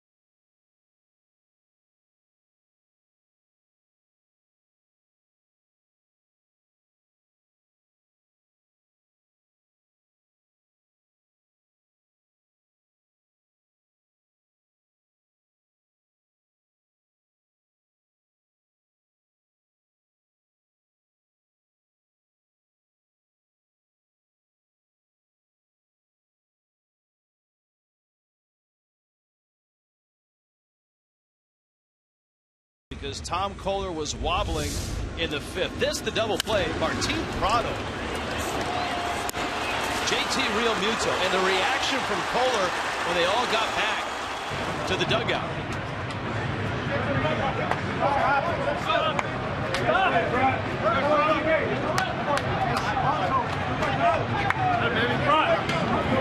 That's what I'm talking about, product.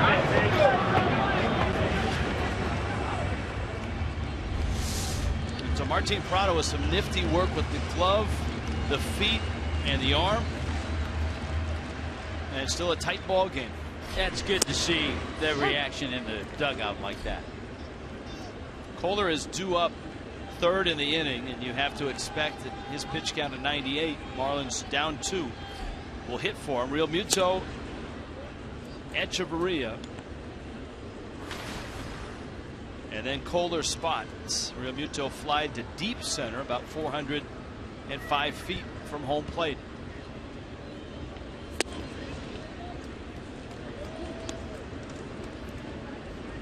Jay Happ looking for his second win as a Pirate. His first start not so good. His last 2 very good, including a win over the Diamondbacks. Didn't give up a run his last time out. There's the box score for the Marlins. Marlins with the 3 hits, 3 singles. The Marlins had 3 hits yesterday, all singles.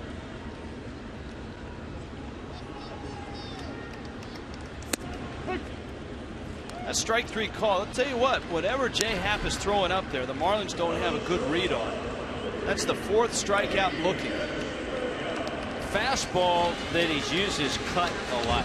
He's got some late movement on it, and I think that's what's fooling a lot of the hitters.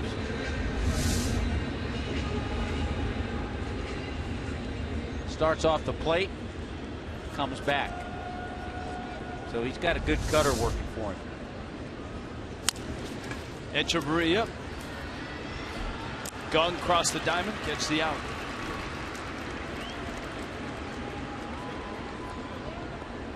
And Tom Kohler is going to take the at bat.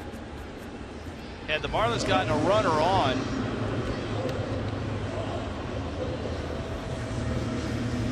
they probably would have used a pinch hitter. I think if there were men on base, yes, we would have seen a pinch hitter.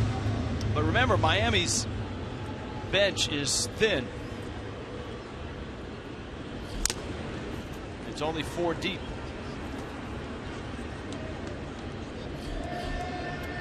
Counts 0-1.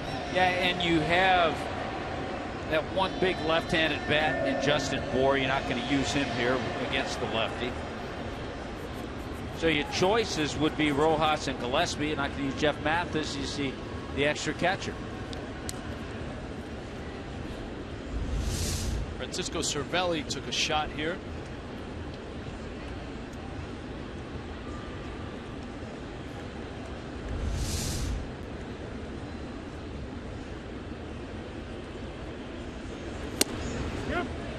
By the way, we just saw Justin Bour.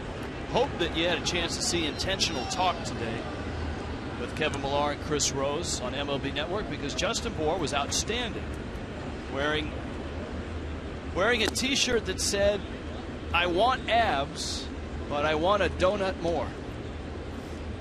I think we saw a new Justin Bour with Kevin Millar.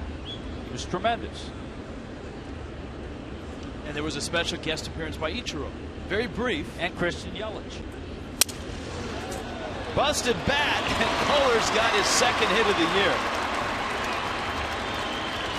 Well, here we were saying, well, Marlins aren't in a position to pinch hit for Kohler. He's going to have to take the at bat with 2 outs, and all he does is bounce one off of Alvarez for a hit.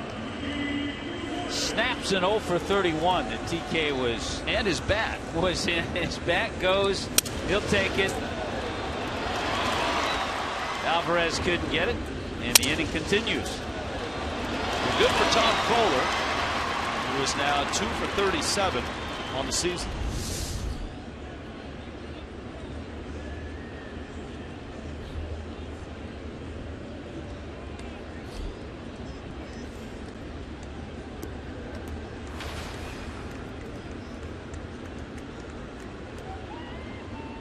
Pete Gordon is lined to left and bounced out.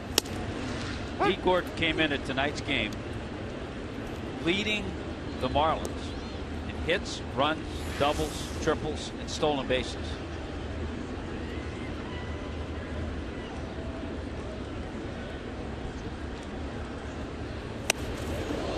Oof. Up and in, spinning Gordon out of the way.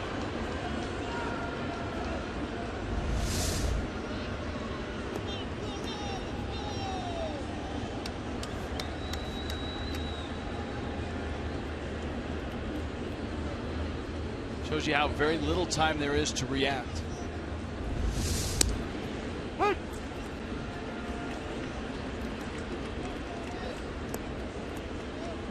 Told you both Harper and Goldschmidt at 3:30.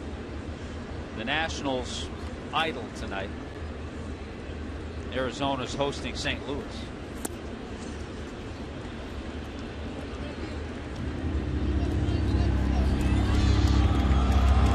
The Nationals might be idle, but I don't know if the Washington columnists are.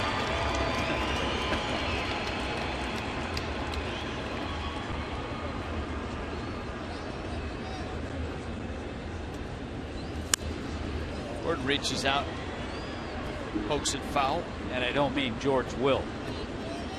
George Will is as big a baseball fan and a very successful baseball author.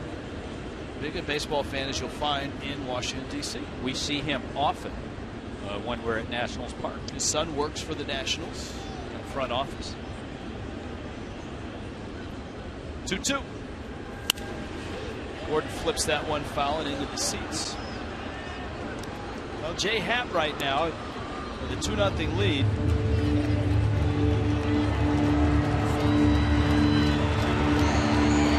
Dabbling T. Gordon.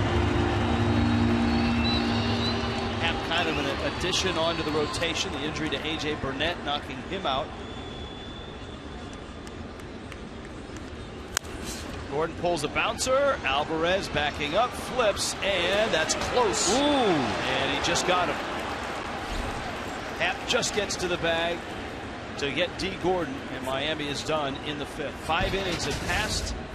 The Marlins and the Pirates, and one final look. He's out. Cue the music and roll your break.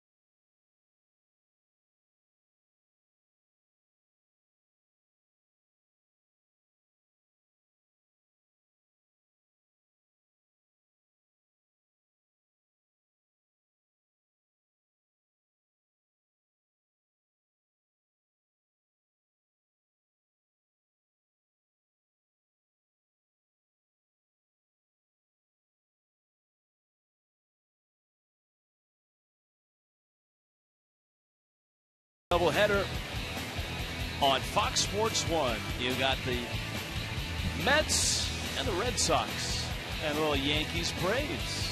It streams live on Fox Sports Go. 3:30 start for that first one. 7 o'clock the nightcap. Doubleheader baseball only on Fox Sports 1.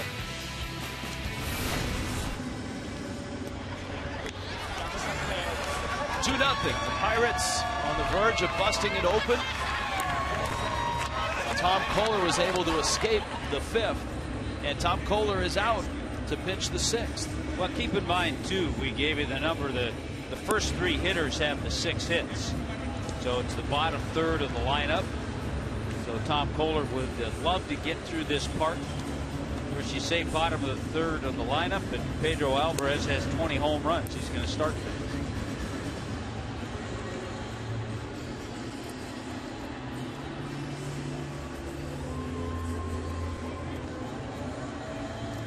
Christian Yelich today saying he's hopeful that he's back tomorrow. Eligible to come off the disabled list tomorrow. It certainly would be a welcome addition to the lineup. Carter Capps moving along and progressing well. I think the first starting pitcher back into the rotation will be Jared Cozart if everything stays the same as he started his minor league rehab starts in an effort to come back from vertigo.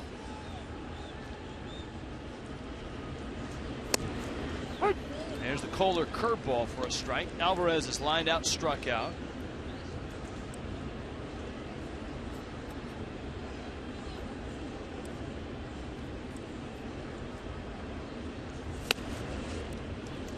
High fastball for a strike. Good series in the Bronx tonight with Houston and the Yankees. And so far, neither the Astros or the Yankees have blinked. It's scoreless in the top of the 7th. That's a Nathan Eovaldi start. Eovaldi's ERA isn't spectacular. It's over 4, but his record is sparkling. The Yankees generally score him a lot of runs. Hey, Eovaldi and Scott Feldman.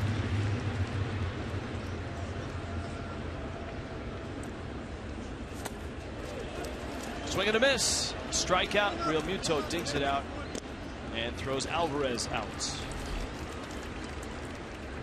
Wednesday, Marlins Pirates 7:10. Chevron Crazy 8 Wednesday. Bring your Chevron receipt of 8 gallons of gas or more to Marlins Park ticket office. Get your choice of an $18 Lexus Legends level ticket or a $28 home plate box tickets.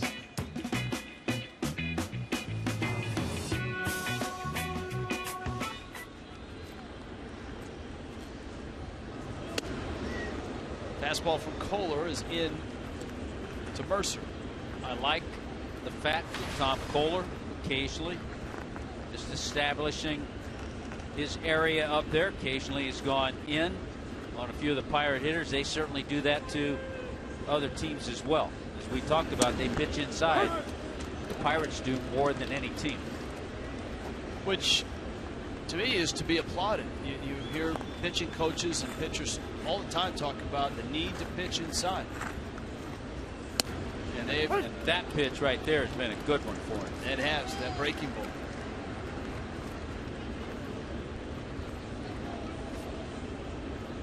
Well, you like the fact that in a game he's down 2-0.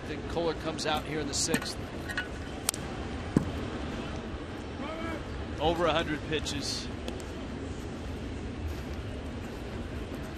If he can give the Marlins one more inning, it obviously saves some wear and tear on the bullpen, which has been used a lot. Plus, if he gets through this inning, it allows Dan Jennings and Chuck to set up the bullpen a little better to start the 7th inning. Soft little pop into shallow center. Echeverria runs it down. Mercer has a hit. That's what they call soft serve. And that allows Jay Happ to try to bunt Mercer to second. It also brings Gregory Polanco one hitter away, and Polanco has hit 3 seeds and is 3 for 3 against Kohler. There's Happ. See Polanco getting ready.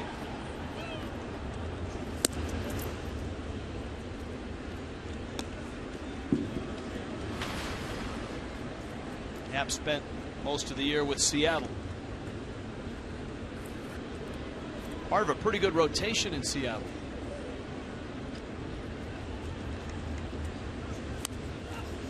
He can tell us a few King Felix stories, I'm sure. Getting a chance to watch him firsthand. Seattle getting another no-hitter this year, but not getting over 500. That's a ball club that is 10 under, 57 and 67.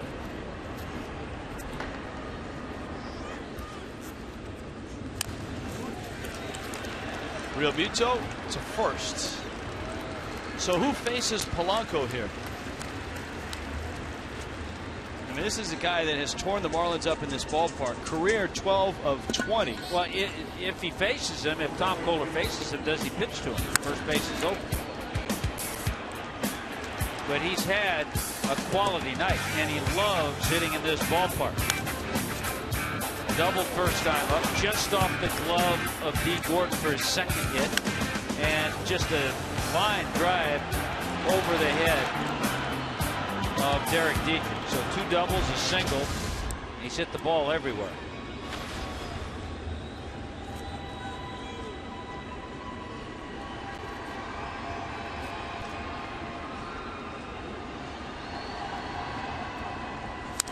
Well, he's going after him, and Polanco fouls it back to the screen. Every once in a while, a stat comes up to you, and you go, you got to be kidding. That can't be right. And I know Polanco's in his second year. But tonight's the first time he's had 2 doubles in a game. Can't be right. That can't be right. It really can't. We're just here to report. He has 26 of them on the season now. Polanco, right center.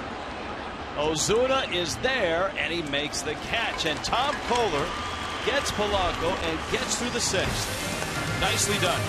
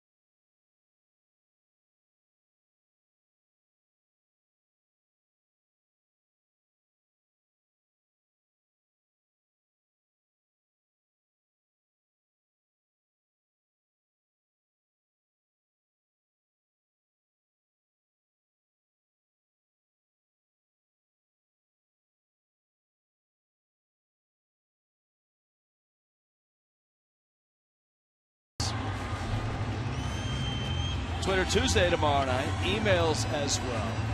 At Fox Marlins on Twitter and Instagram. FoxMarlins@gmail.com to get us on email. Hashtag tomorrow is best tools. And Baseball America every year ranks the best tools for players in Major League Baseball and in the minors. Best throwing arm, power, speed, base running, best bat flip. Ichiro takes a strike. Martin Prado, Derek Dietrich in the 6th against Jay Happ, who is spinning a shutout right now, a 4-hit shutout. Ichiro has walked and bounced out. Ichiro fans, we see them wherever the Marlins go. Chance to see the legend and the future Hall of Famer. Ichiro blasts that one to left center. McCutchen is back and reaches up and makes a catch at the warning track. Boy, did he get a good jump. He put his head down and just sped his way toward that warning track. You can't drift on this. If you drift on this, you don't catch it. Head down, racing toward the track. Right there making the grab. You may see McCutchen's name pop up on some of those best tools list. Oh, I think he's the top guy for National League outfielders defense, because he combines that quick first step, that great closing speed, with an ultra efficient route, as you saw on that first step and that beeline to the ball. Add to that also the fact that that ball was hit by Ichiro, who you don't think is going to drive a ball that far the opposite field.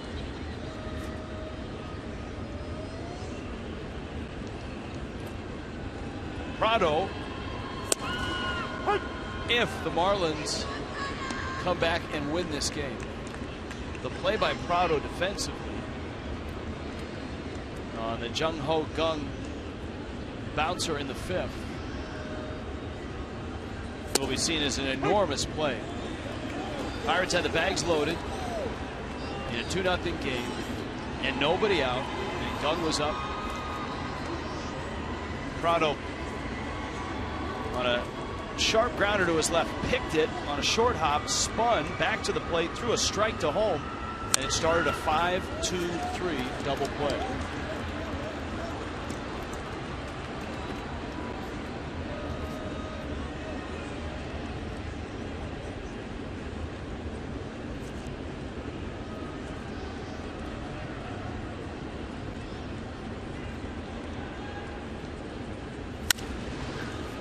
Prado.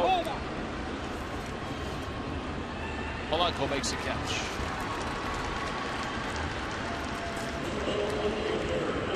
As promised, the Data Strong fan photo of the game brought to you by T-Mobile. Hey, Nelly with Justin Moore. So he's the Data Strong fan of the game, and he's on intentional talk. Here Martin Prado and his frustration in the dugout. Here's Dietrich. Swing and a miss. Jay Happ now 5 2/3 shutout innings. He started his career as a Philly, pitching in that small ballpark, the Bank. This is only the second game that he's pitched in his career here at Marlins Park. Probably happy he's not pitching in Philadelphia tonight. There have only been 9 home runs. Is that right? 9 home runs in that Mets-Phillies game tonight. And it's only in the 5th inning. Dietrich swings and misses. Mets lead that ball game 9-7. Jay Happ 6 shutout innings for the 7th. 2-0 Pittsburgh.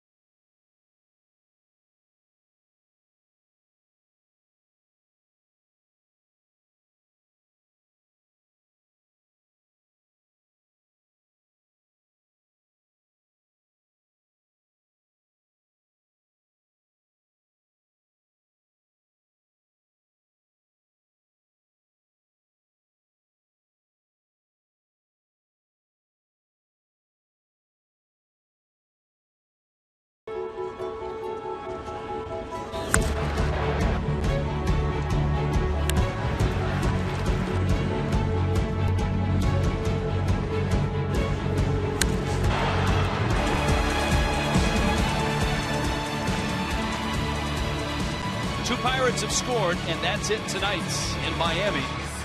One of the hottest teams in baseball, the Pittsburgh Pirates, have a 2-0 lead into the 7th. Brian Ellington into the ballgame. Well, you can see in his 9 games, making his 10th appearance, just tremendous out of the bullpen. Lots of strikes, lots of quality strikes as well. Good live arm. Not a soft landing. Marte is hit.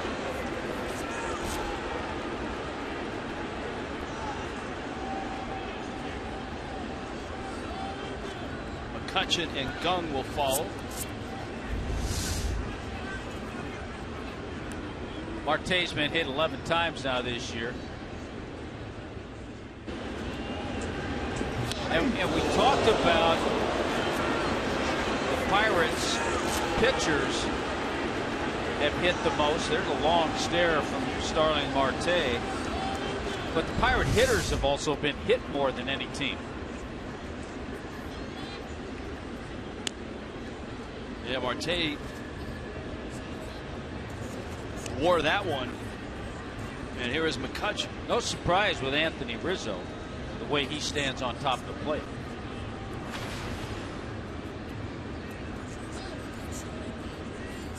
I mean, anybody in front of McCutchen is not a guy you want to hit and put on. And that one is up and in. And McCutchen bails out of the way. And Ellington right now gets a visit from JT Realmuto. And you have to understand, and the umpire, Jeff Kellogg, behind the plate, he knows you see that happen in this fashion. Even the ball that hit Marte, there's no way that Ellington is going to come into a 2-0 game and hit somebody on purpose. Right now, he's just having trouble with the strike zone. 2 fastballs up and in. That being said, 2 fastballs. Do you throw a breaking ball just to try to get some rhythm? Sometimes you'll see a pitcher get back into his rhythm, his release point, with a different pitch. Well, let's see what McCutchen gets. And that's 2 feet outside. And the count is 2-0. That's not good. That's overcompensation on Fox Tracks. He does have it surrounded.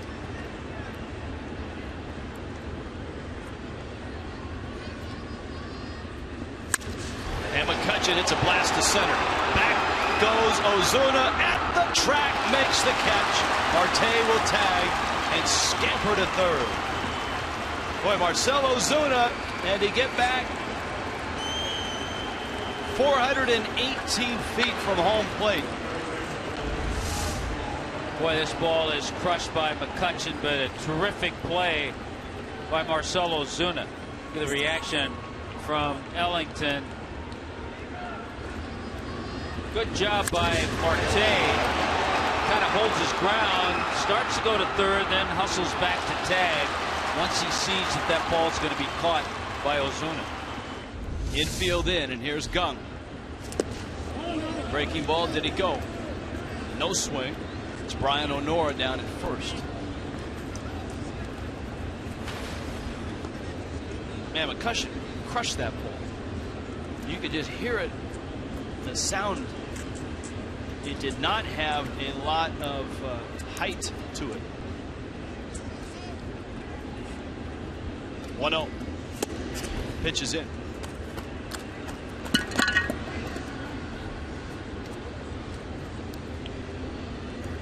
Been a lot of at-bats with runners in scoring position tonight for the Pirates. McCutchen has had 4 of them. He's 2 for 4. Gung had that big one in the 5th, had another one in the 3rd, and had one in the 1st. So this is his 4th at bat with a runner in scoring position. Conversely, the Marlins are 0 for 1 tonight with runners in scoring position. The Pirates are 2 for 13.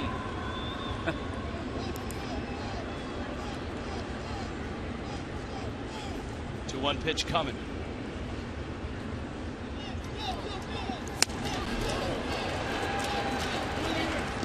.97 and a strike for Brian Ellington.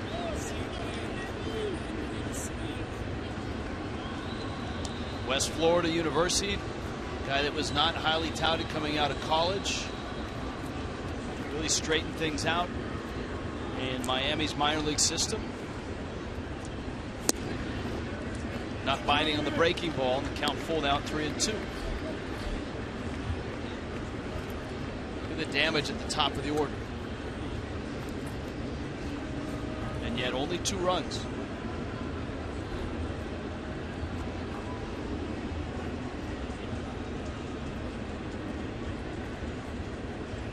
(3-2).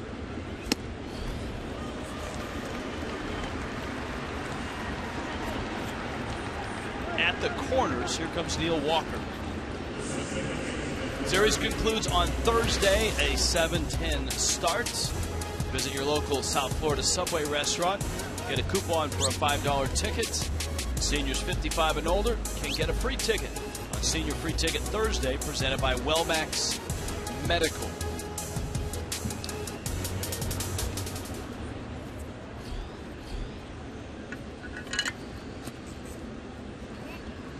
A bit alarming is that split.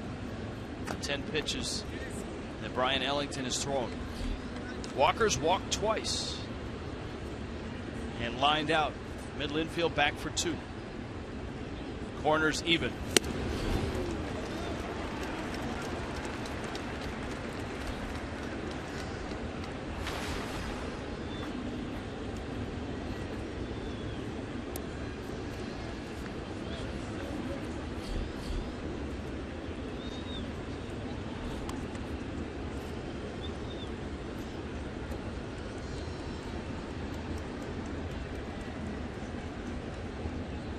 One to Neil Walker. Boy, 2 good fastballs he's thrown by Walker.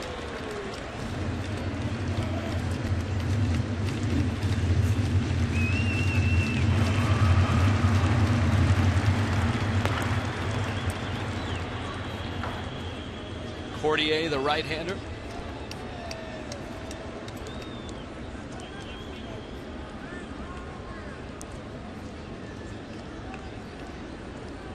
And 2. The Pirates' second baseman.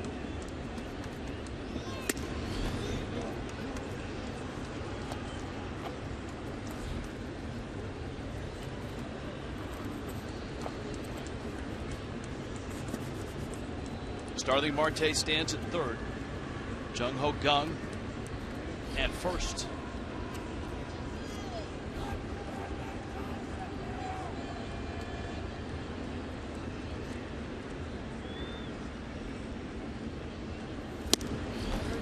Pitch is in.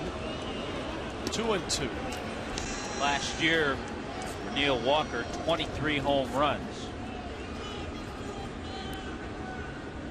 25 doubles. Been a very productive second baseman over the last few years. Did he get it? Not quite, but close. Outside of that ball, just off the black.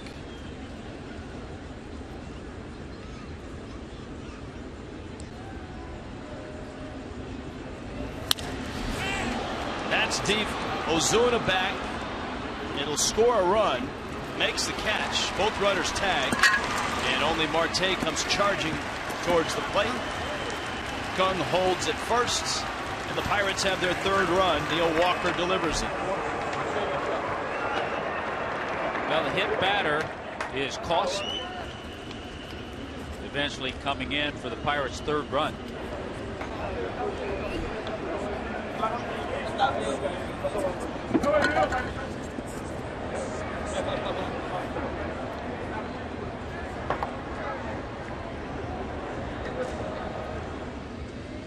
Francisco Cervelli now.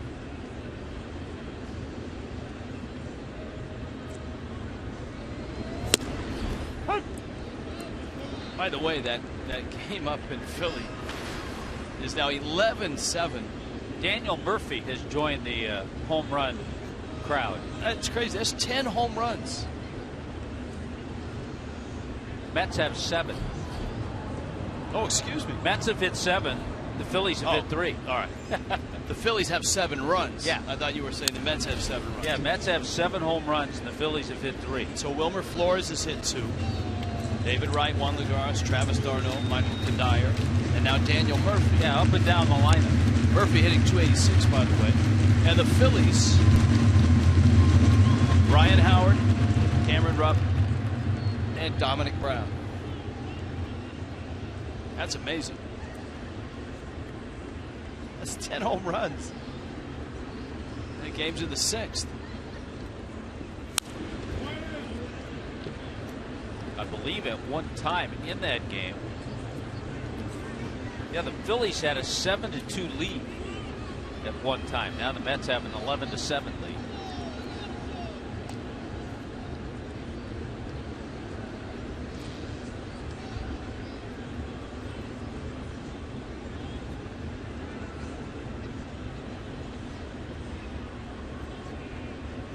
0-2 to Cervelli. And it's in. Well, the inning started with a thud. That was the Brian Ellington fastball in the upper 90s hitting Starling Marte in that left bicep. Andrew McCutchen then got knocked down by a fastball that was in. He got up to hit a ball 418 feet, but it didn't go out. And Chavarria flips. Gordon gets the out. And the Pirates get an insurance run. 7th inning stretch in Miami. Pirates up 3-0.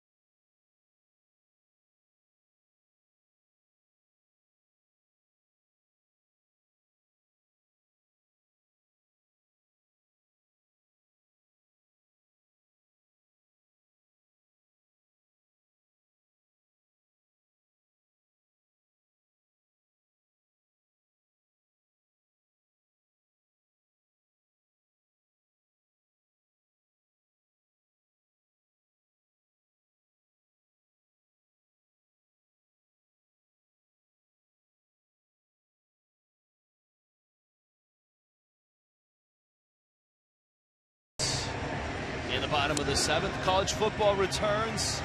Get your khakis ready. September 3rd, Michigan and Utah. It's a 7 o'clock kick Eastern time. And it's on Fox Sports 1, and it streams live on Fox Sports Go. Jim Mandich would love this game. The late, great Jim Mandich. Michigan against Utah.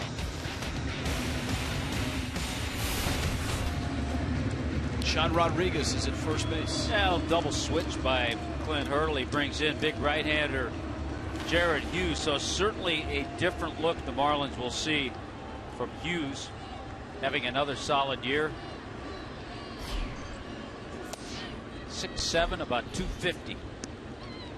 He was solid last year for the Pirates, and he's been doing the same this year.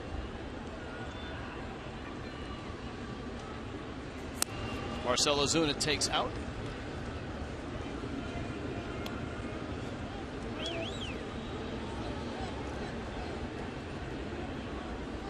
Ozuna, Casey McGee,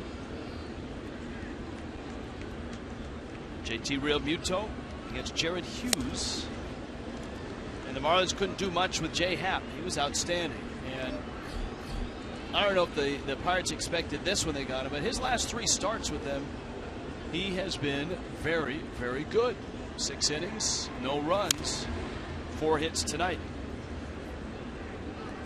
Another part of that bullpen that's been solid for the Pirates has been a former Marlin, Archimedes Caminero.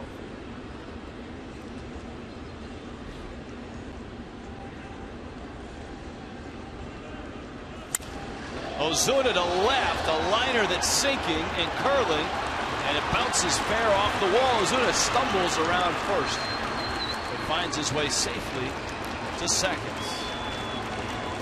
Maybe someone other than Jay Happ is a good thing for the Marlins tonight. Yeah, sometimes it happens that way. Doesn't matter how well that second guy throws. This two-seamer comes right into a nice zone for Marcell Ozuna. First extra base hit for the Marlins in 2 games now. Trouble coming around first base. Taking a peek. He's able to maintain his balance. That's all that counts.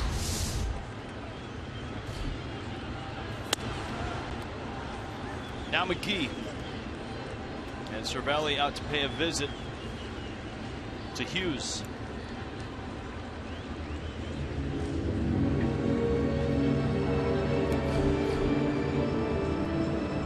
Antonio Bastardo in the Pirates bullpen. He's back in the state of Pennsylvania. A longtime Philly.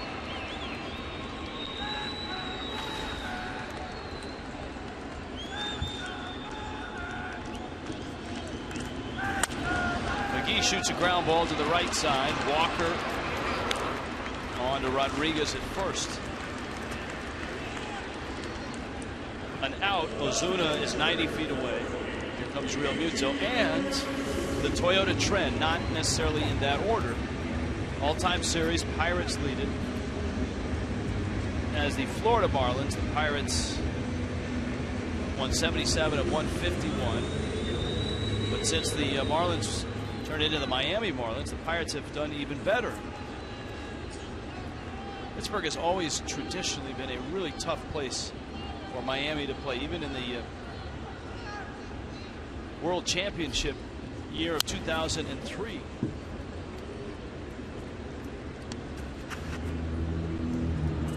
Realmuto fouls it back.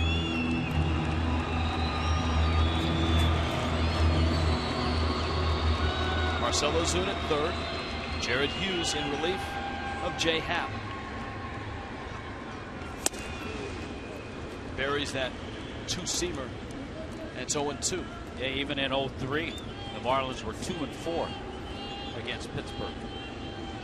Didn't you guys take an odd trip on that road trip in 03? Didn't you stop in Las Vegas or something like that? It was the 0-2. Ground ball, hard hit. Gung has the out. Miami has the run. So it's 3-1 Pittsburgh. Well, it's a terrific play by Gung to rob JT Realmuto. I think Realmuto's had good swings tonight. That's good to see. But he comes up empty because of the great play by Jung-Ho Kang.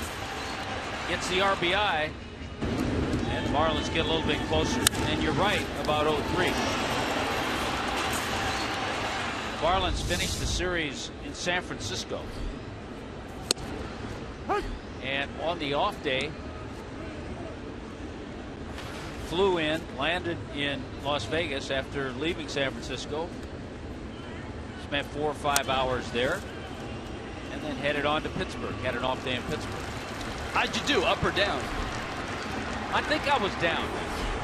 The team was up, though, that year. Marlins are down here, 3-1.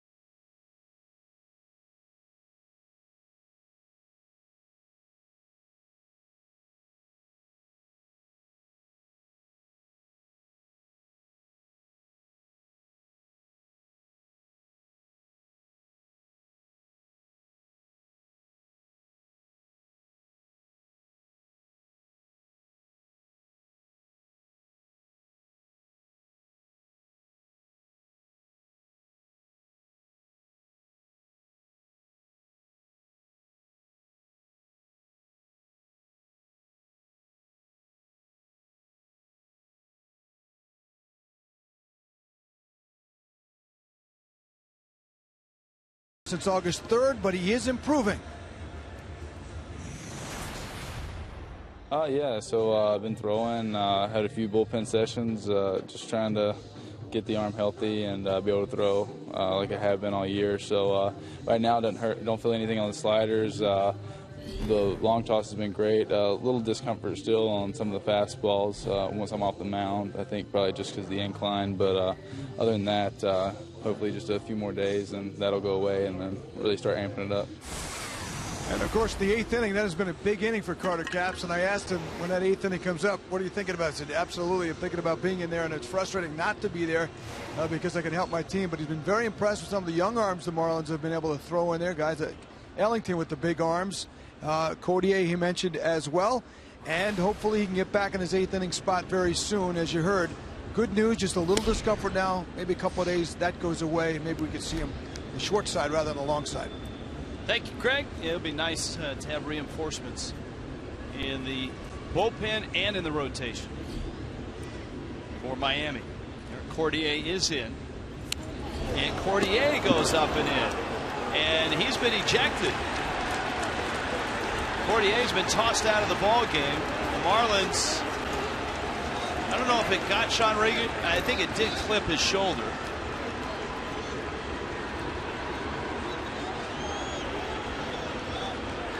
Clint Hurdle escorting Rodriguez down to first. Now remember, Brian Ellington had issues with control. He hit Marte and he almost hit McCutchen. And now Cordier comes in and hits Rodriguez. You don't need a warning before you eject a pitcher. Yeah, it's a tough call for an umpire. I think Jeff Kellogg just wants to maintain a little peace in this game and in this 4-game series. Keep in mind it's a 4-game series, so there's a lot more baseball to be played. I doubt it was intentional. The last thing, again, with Ellington, you don't want to do that with the first batter you face in a 2-run game now. And Cordier doesn't want to put a runner on. Especially after you saw Marte, when he was hit, he eventually came in to score. So I think you have young, inexperienced arms that are coming into games and just having trouble with control.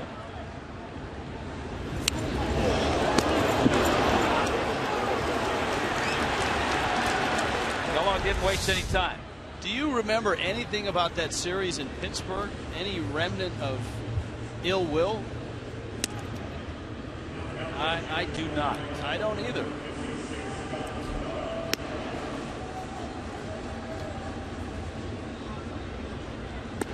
We'll sort it out when a Kendall Toyota called to the bullpen.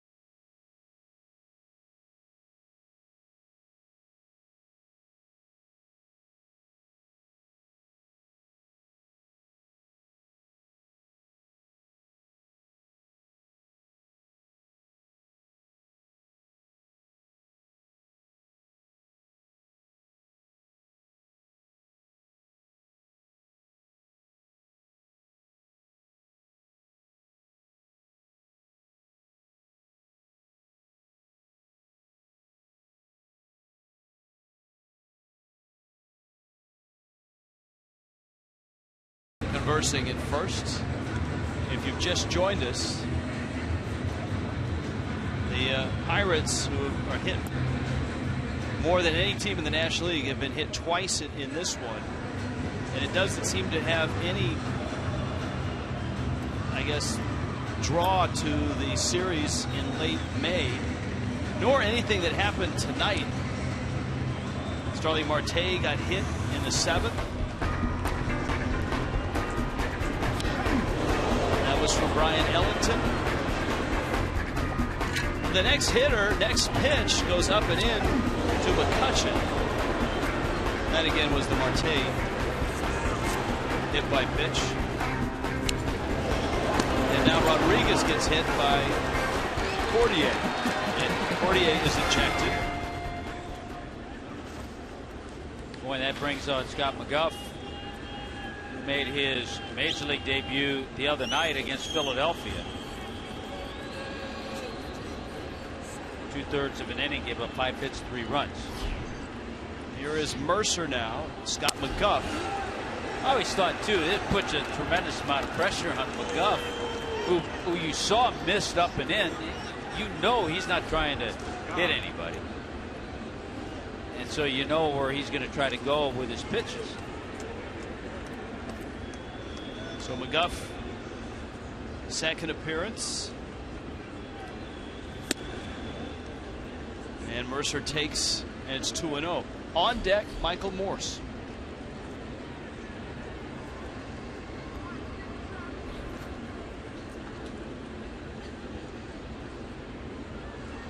A quick throw over to first. One nuance to this whole situation. Cordier ejected, but not Dan Jennings. Managers ejected after a warning is given. Because there wasn't a warning given. Dan Jennings got his comments into the home plate umpire, but is still in the game.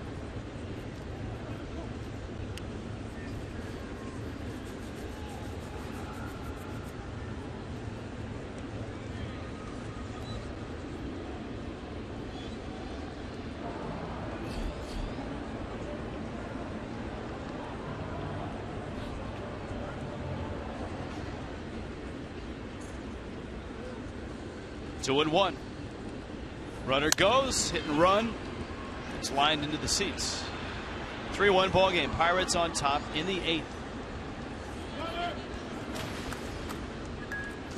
Jay Happ was masterful. 6 shutout innings, punched out 6, walked 1. Tom Kohler gutted through 6 and gave up just the 2 runs. And pitched out of trouble most of the night. That one flipped foul. Stays at 2-2.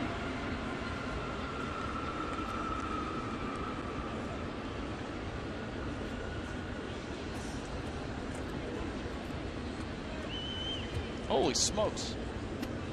As Rick Riz would say on occasion. But more home runs in Philadelphia? No. 13-7 though. Mets on top. The Mets have had innings of 3, 4, and 4 runs since being behind in that ball game. 7-2. It's now 13-7. David Wright started the Mets scoring his first AB off the DL. He homered. Runner goes. Bouncer. And Gordon bobbles, drops, throws, out. Close. Bang, bang, in fact. And not a play we're used to seeing D. Gordon make. Well, with Rodriguez on the move, he could have blocked out. See, he's taking a peek. He's just trying to make sure that ball misses him. Try to block out D. Gordon. He may have done that. That's why he saw the bottle. And then D thought about flipping it to get the force, but was able to regroup and get it out. Pirates are going to challenge. I don't think they even looked at the tape. Clint Hurdle was out. You can't tell when the ball's in the back of the glove from there. You can't overturn on that, but there's plenty of other looks. I think even from that look, I think they got it.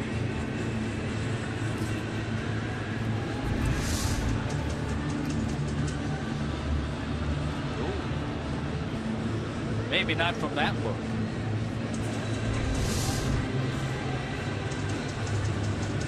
No, Mercer's hanging out at first. Gordon's hopeful that he's out. Hanging out over there with the veteran Major League coach, former manager Nick Laban, over there at first base for the Pirates.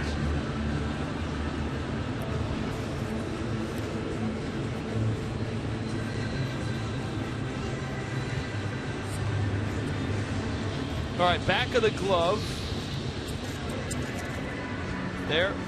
I think he's out. Once you see that glove move and jolt,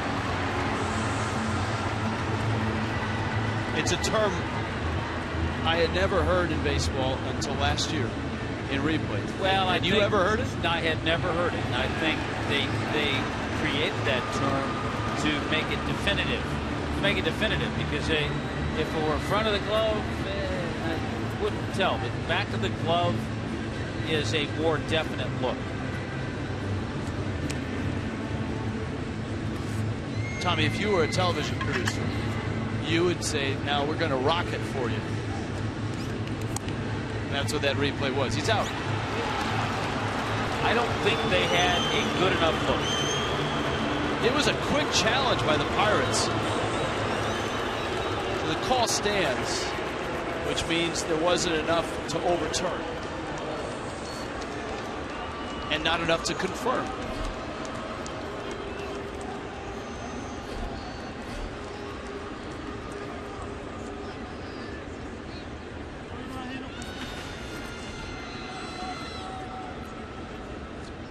Michael Morse, pinch hitter for the Pirates. And you see a real disappointment for the Marlins, but it started to swing it with the Pirates to Hopper to Echeverria, and he gets the out at first base. So Morse, a brief cameo appearance in the ballgame. Now the real struggles for Michael Morse, unfortunately, as a Marlin, were here in this ballpark. 75 at bats at Marlins Park. Michael Morse was hitting just 169, no home runs. It was a rough year for him. Injuries, got off to a slow start. Dangerous hitter here. Gregory Polanco, 3 for 4, couple doubles. Scott McGuff trying to navigate his way through this inning. And the inning opened with Eric Cordier hitting Sean Rodriguez. Cordier was immediately ejected. That after Brian Ellington had hit Starling Marte in the 7th and nearly hit McCutcheon with the next pitch.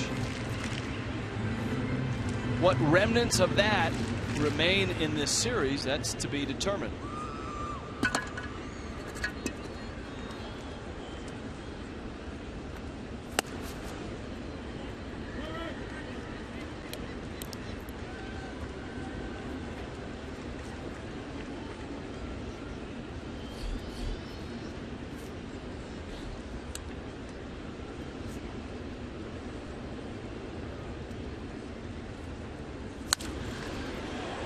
Everything off his bat is 100 miles an hour plus, or so it seems tonight.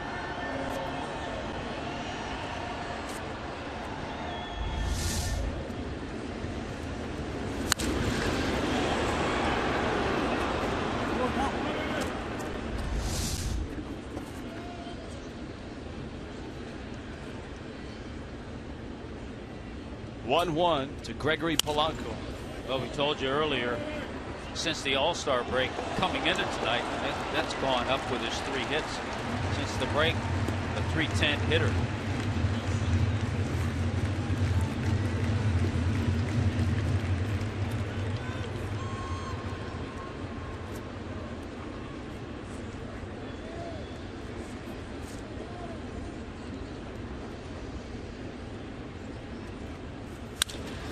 Up the middle, and that's into center field. Another hit for Polanco. In this ballpark, and he's a young guy, just starting his major league career. He's now 13 for 22. Well, he's had a 5-hit game here, and tonight a 4-hit game.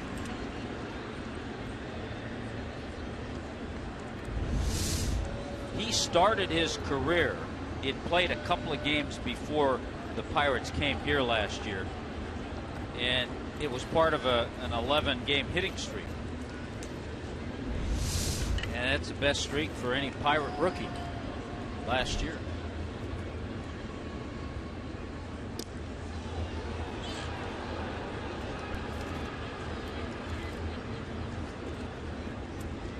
And Polanco asking Casey McGee something. That was close. Marte. Polanco runs. Real Muto's throw. And it skips by Gordon into center field.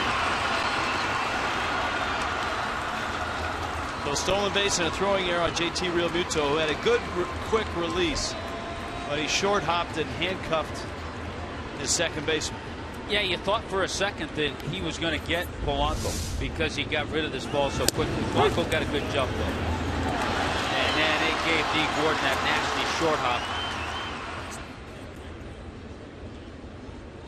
This is a tough one to handle when you're moving over the way D was to pick that ball and tag. Marlins have had to pay the price. The 2 hit batters have each scored the last 2 innings.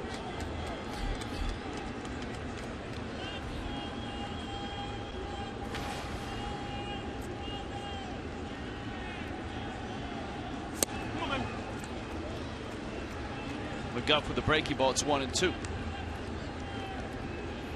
4-1 Pittsburgh. A run in the 7th. Marte, after getting hit, scored. And Rodriguez scores after getting hit to open up the 8th. That's outside corner, and that is strike 3. So Marte goes down, but the Pirates go up by 3. It's 4-1.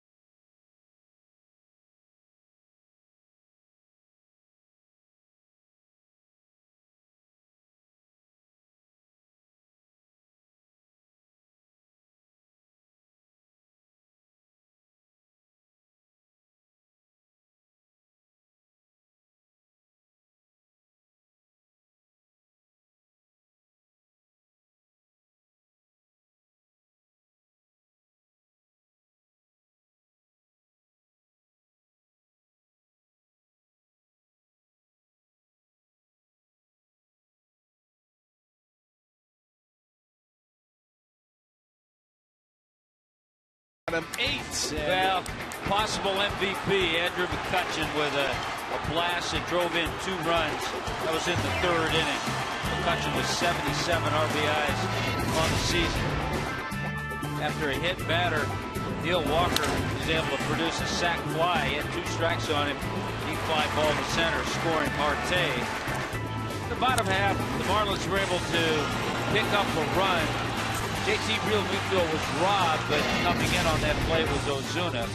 And once again, that guy Gregory Polanco, his 4th hit of the night, picking up Sean Rodriguez. And right now the Pirates have a 4-1 lead. Cole Gillespie gets the at-bat, pinch hitting in the 8th. Tony Watson slings up a fastball at 93 for a strike. Watson's numbers out of the bullpen this year, and the Pirate bullpen is deep. Well, they have a couple of lefties. We saw Bastardo warming up. Watson. They've got some hard throwers. About Hughes. Talked about Caminero. Got the veteran long man Joe Blanton down there with experience. A former closer, Joaquin Soria, sets up Mark Melancon. Melancon with 39 saves this year. Antonio Bastardo.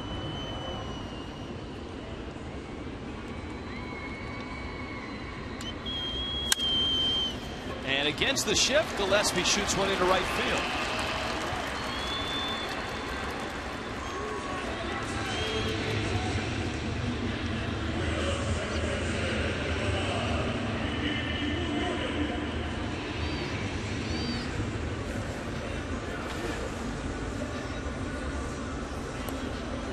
D. Gordon is 0 for 3.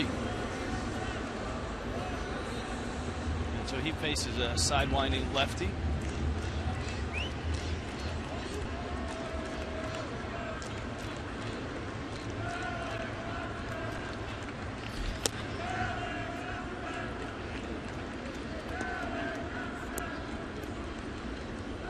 The Mets have added an extra point and lead at 14-7. That's top 7 in Philly. There have been 10 home runs last count hit in that ballgame. Gordon into center. McCutchen, one out. MLB.com at bat, #1 app for live baseball. Tommy Hutton has it on all of his devices. His iPad, his iPhone, his computer at home, his secret agent watch, live look-ins, replay reviews, radio broadcast, Statcast, Tommy Hutton. MLB.com at bat. Got to be ready, got to be prepared. Ichiro takes one in. I did notice that you did erase the pitch tracking widget. Your distaste for pitchers showing.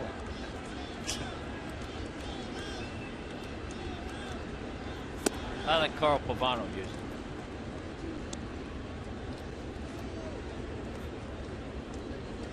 Is that supposed to be Ichiro on the left there?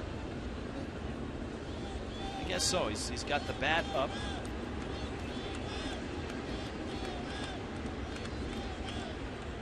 Two and 0.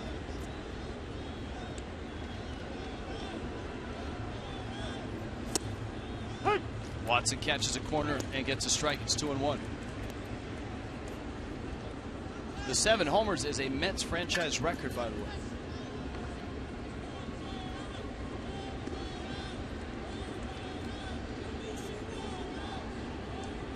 Gillespie at first. Ichiro hits that one in the air. And a long run. McCutchen ends up there. Polanco did not want to run over the franchise, and so Polanco went into a slide. Watch this. You don't want to run over McCutchen. Mercer doesn't want to. Everybody peels away. You don't even see Polanco. He went into it. Here we go. Let's see if you see Polanco slide.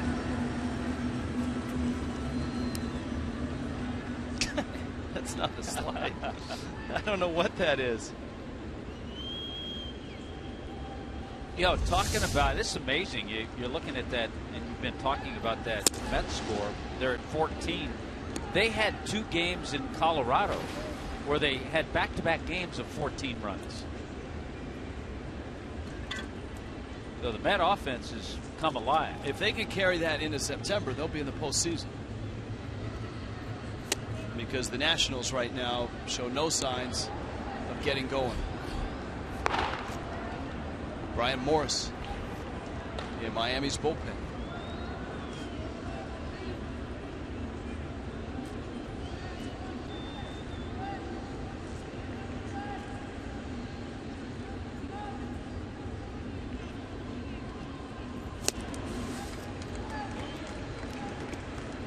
Prado takes a cut and a fastball. And it's 2-1. But you're right, Tommy. You pointed it out early in the telecast. The Pirates would like to get the heck out of that wild card game, catch the Cardinals, win the division. Liner off the glove of Walker. It rolls towards first, and Prado's got a hit. That wasn't easy for Gillespie at first either. He had to wait and see if it was caught or not. Base hit.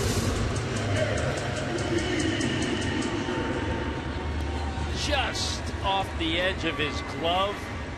If it comes straight down, he might have a play, but it kind of trickled away from him toward first, and because of that, Martin Prado gets himself an infield base hit. 2 hits tonight for Martin.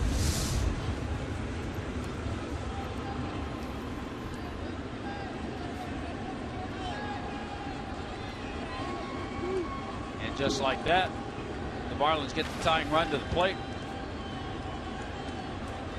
Well, Dietrich has had to face a lefty in all 4 at-bats now.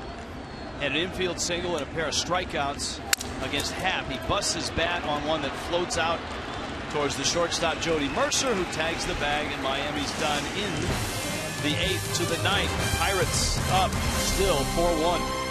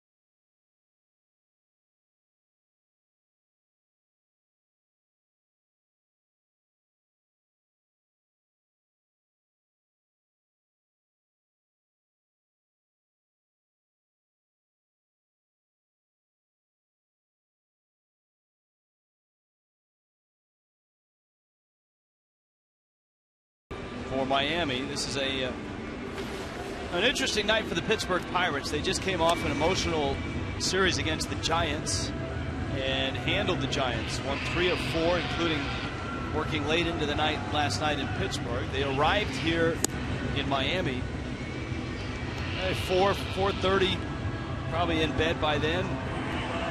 So no batting practice for Clint Hurdle and the Pirates, yet they've come out. They got a great start from Jay Happ. They've had good bullpen work from Jared Hughes and Tony Watson as well. And a 4-hit night, Gregory Polanco.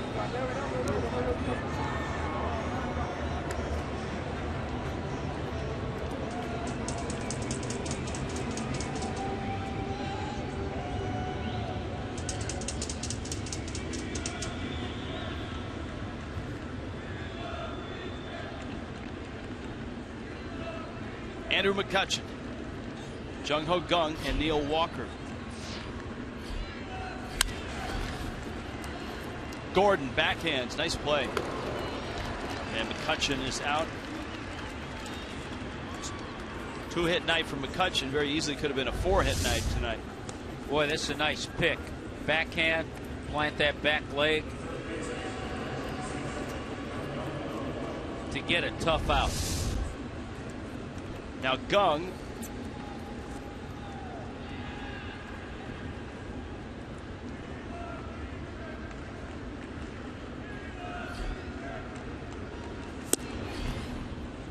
it's a cruel game sometimes. I mean, the guy that has had the best at bat of the night, in my opinion, is McCutchen. Remember, Marte got hit and McCutchen got dusted on the next pitch. Then he hits one 418 feet, just a blast to center. Then Ozuna ran down, made a kind of a skipping catch near the wall, and that's an 0 for.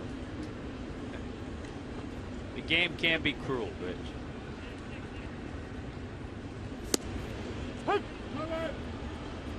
Gung takes a breaking ball for a strike. Mark Melanson in the Pirates' pen.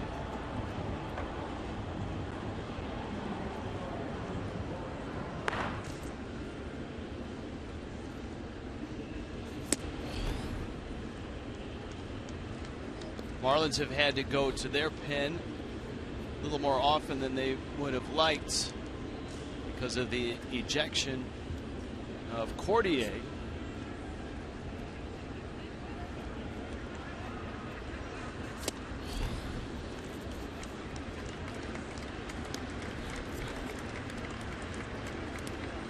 Gung walks. Here comes Neil Walker. Miami getting an inning each from Brian Ellington and Scott McGuff. One of the areas you look at the pitching tonight. Marlins pitchers have walked 6 and hit 2.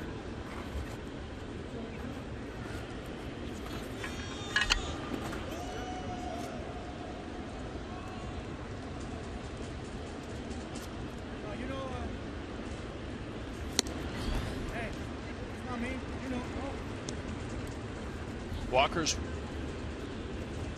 0 for 1 with an RBI, and this is his 5th plate appearance. 2 walks, sacrifice fly, and a line drive out.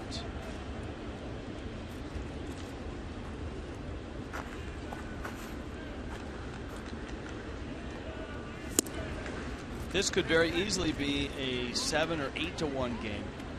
Pirates are 3 for 16 with runners in scoring position. Saw Giancarlo, a bat that Melanson won't have to worry about. Gets Ozuna, McGee, and Real Muto, as you saw. 0-2. Brian Morris pitching to his former teammates, the Pirates. He certainly knows a lot of these guys well.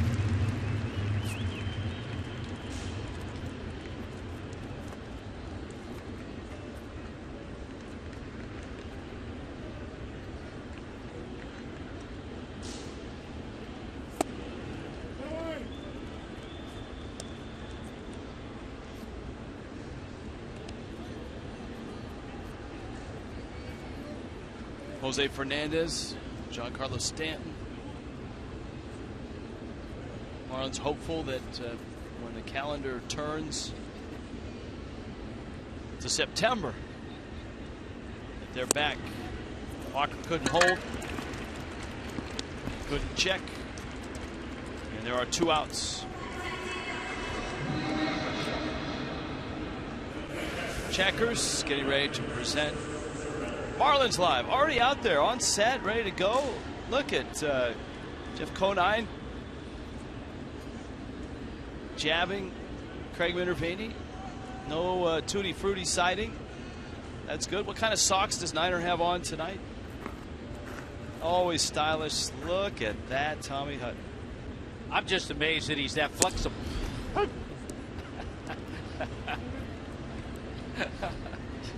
Very nice.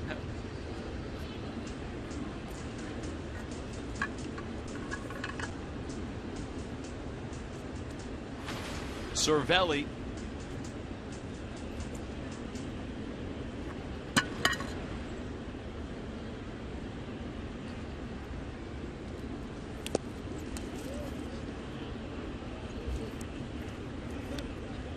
Ball and a strike. And not a full schedule in baseball tonight. Some West Coast games just starting. Cardinals are in Arizona. I'm sure an interesting series for the baseball operation folks of the Diamondbacks. Tony La Russa, head of baseball operations.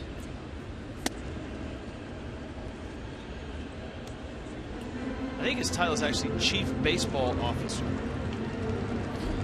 Something to that effect. Oakland is in Seattle tonight.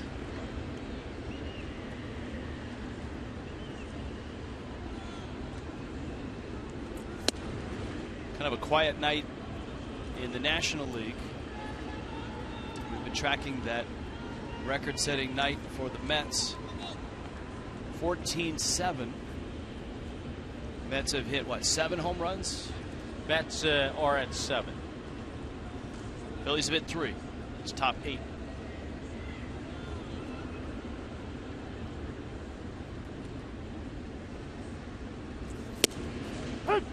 Atlanta did beat Colorado tonight, 5-3.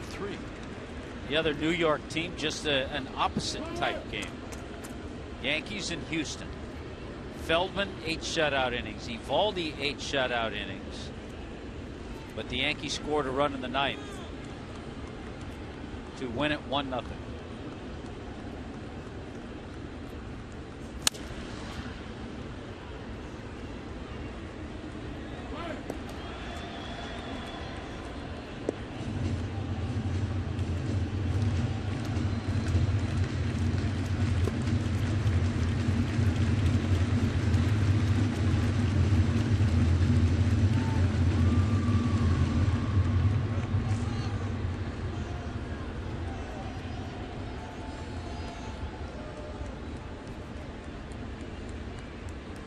Another 3-2 from Morris. And that is up and in to Cervelli.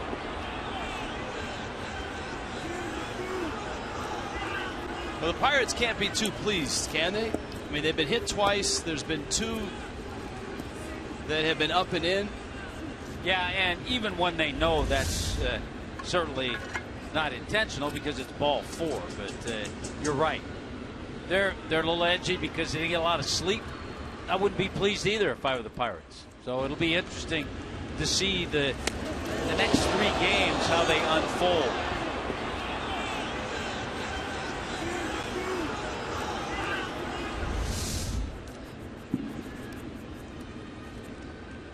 Here's Rodriguez. He was hit in the 8th. And Cordier was ejected.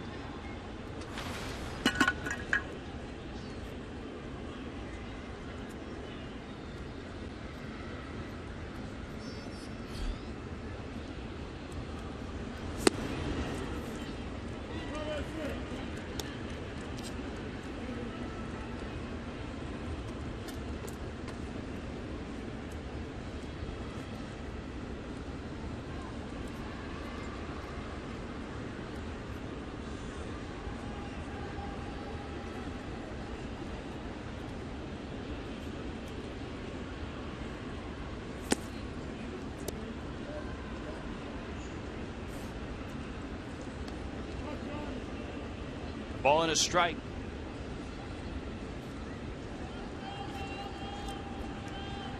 Rodriguez always a versatile piece.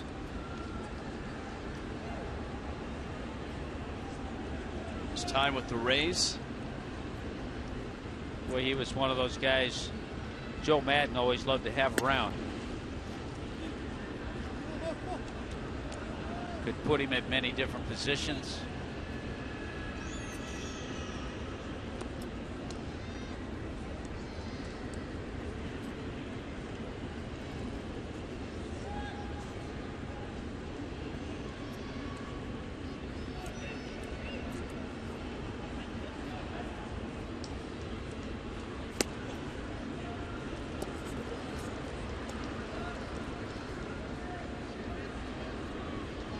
Three and one.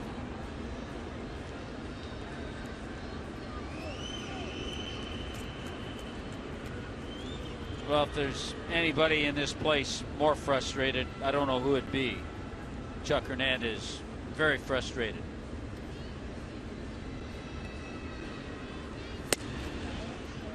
That pitch is up. So 3 walks in the inning. In and around a couple of outs. Hernandez out to talk to Brian Morris.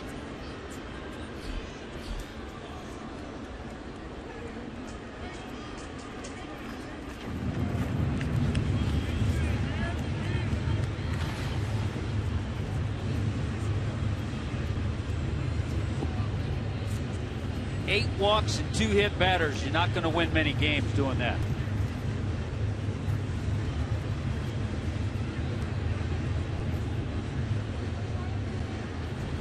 And as you said, Rich, it's amazing that the Pirates have only scored 4 runs.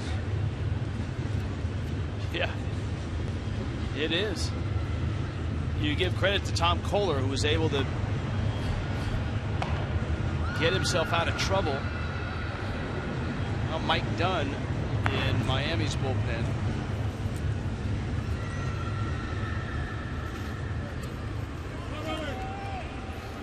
Clint Hurdle has done such a nice job of instilling a winning atmosphere, environment. Extremely positive guy. Took a franchise that, and this is his 5th year, a franchise, as we noted, had not had a winning season since the early 90s. In the last 2 years, he's been in the postseason with 94 and 88 wins. 2013 Manager of the Year. 2-0.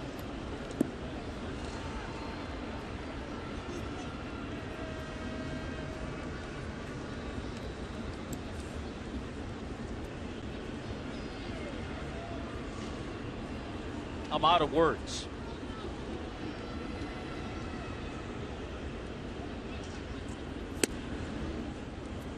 The major league pitcher, and he can't throw strikes. I'm out of words. I'll say no more. Chuck, his look will say it all.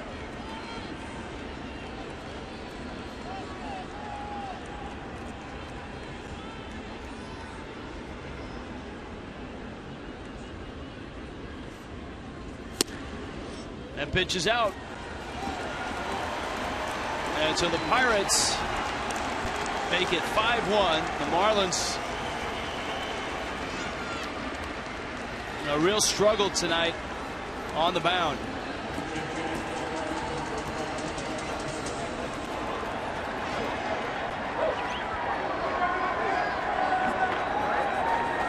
And Josh Harrison will get the at-bat. So 4 walks in the inning. And Dan Jennings is coming to the mound. That'll bring in Mike Dunn.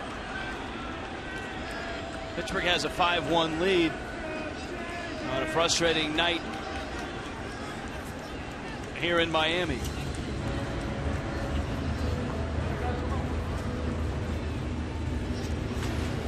Kendall Toyota called to the bullpen.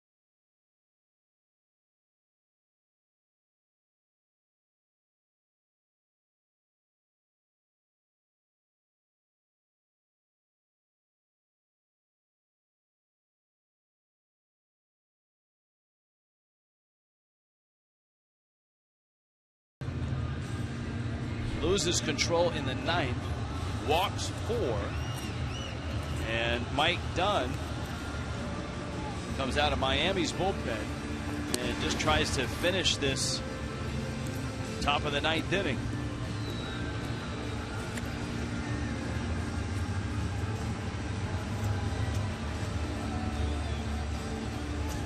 And it's been that kind of night. See the reaction of Morris. Marlins, especially after Tom Kohler finished his 6 innings. Marlins have had trouble throwing strikes. Mike Dunn, strike there. Josh Harrison. Bags loaded, 2 outs.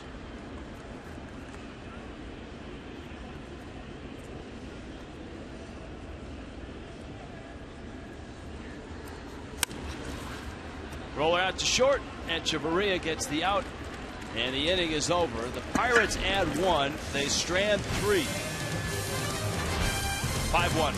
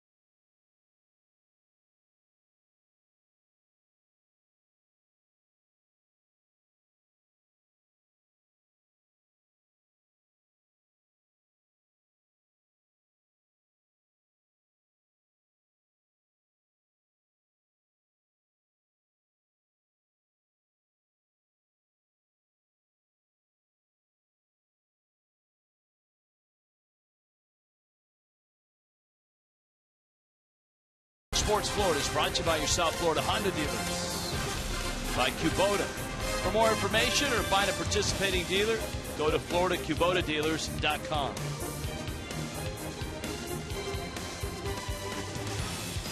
Miami tonight, where the Pirates have a 5-1 lead. Pirates have left 13 on base. Antonio Bastardo is in to finish the deed for the Pirates.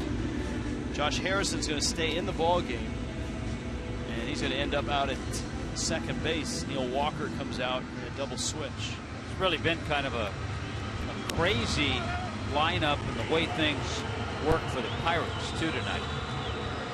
We talked about it a few innings ago. Their first 3 hitters, as you look at Josh Harrison, first 3 hitters have gone 7 for 13.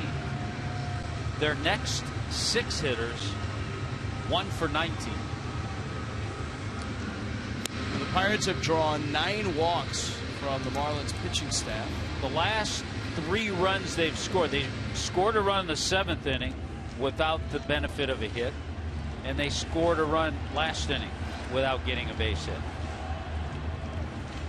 So the 9 walks, a season high. Yeah, here's Marcell Ozuna.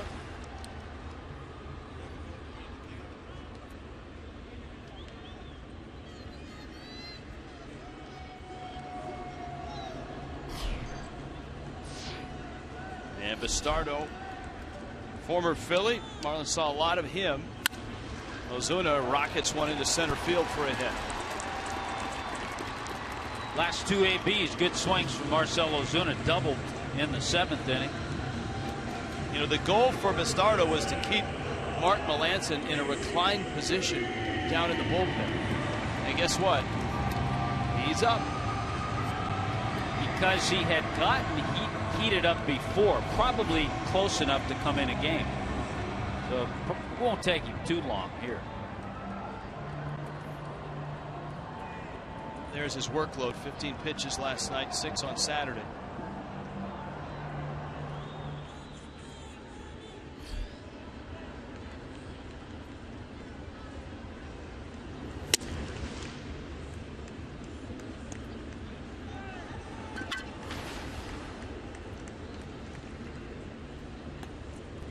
Ball 1 to McGee. Casey's 1 for 3. This was a Jay Happ, Tom Kohler start. Both went 6. Kohler gave up 2. Happ did not give up a run.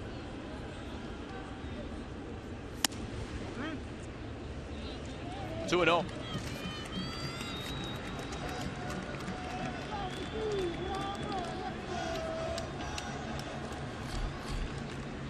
Real Muto on deck.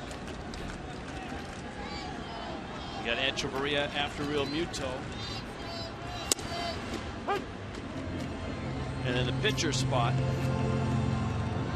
after Echeverria.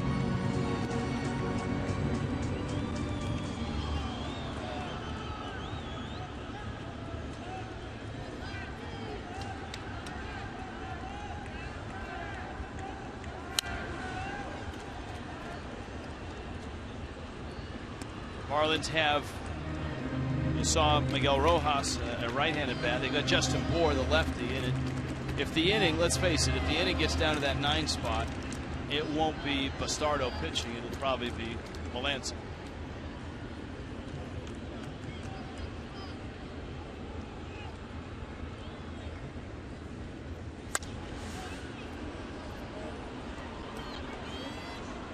Two balls, 2 strikes.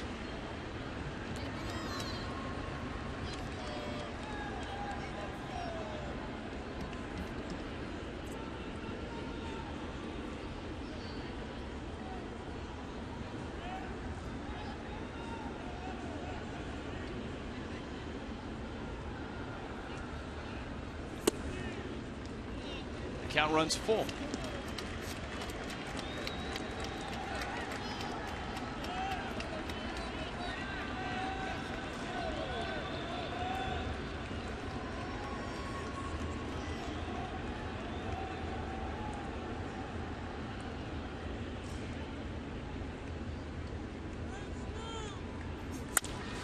McGee lines one into right. That's going to fall for a hit. Polanco picks it up.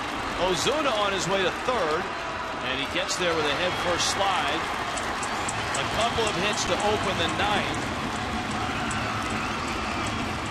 Real Muto is the next hitter. And Clint Hurdle reluctantly on his way out to make a change. Well, a 2-hit night for Ozuna, a 2-hit night for Casey McGee.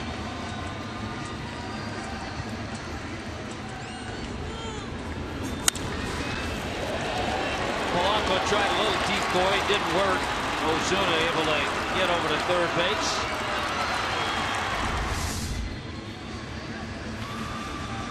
Kendall Toyota called to the bullpen.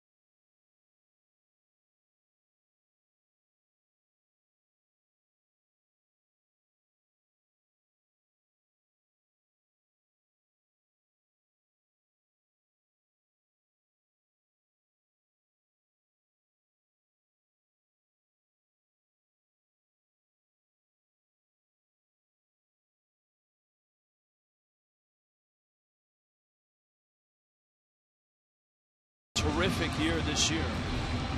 Mark Melancon, last night, his 39th save that leads Major League Baseball. Got the win in the walk-off on Saturday against the Giants. His ERA is about .68 his last 52 appearances. So he's having a really nice year, Tommy. You know, usually, and you see the two teams, the Pirates, the Cardinals right there with Rosenthal and his 38 saves. Familia with 33. Aside from Kimbrel, who's always going to be on that list, you see where those teams are.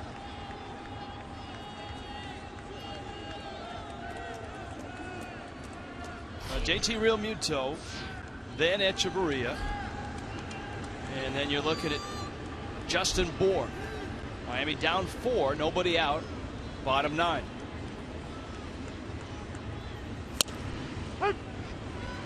Melancon catches the outside corner for a strike.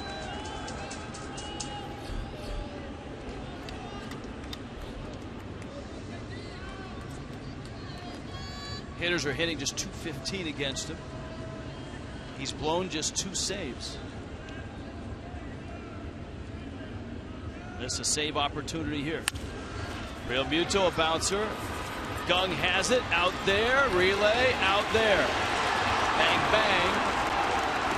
A closer look coming at first. Miami gets a run, but the Pirates appear to have 2 outs. Boy, this ball was picked nicely and then turned. Remember, Harrison just came in the game. He's safe. Oh, he's safe. Because you can see the back of the glove. You can see. You got to challenge. The foot on the bag. You see the foot on the bag before the white comes into the glove. Ball. Yeah, there's no question you have to challenge at this point. Yeah, the foot lands before back of glove. Watch the webbing of his glove. Foot on the bag, foot on the bag. And there comes the ball. So he's safe. Shows you the speed of Realmuto. I think a lot of teams, knowing he's a catcher, forget that he can get down the line to pick up an RBI. Realmuto is so confident he's jogging back out to first base. He's seen that replay up on this big screen. Come on, guys, just look at the big screen.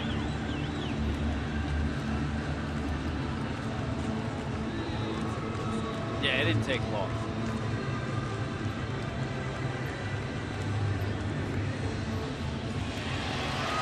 So Realmuto is still alive, and that means there's only 1 out in the inning. But the Marlins are still 3 runs shy.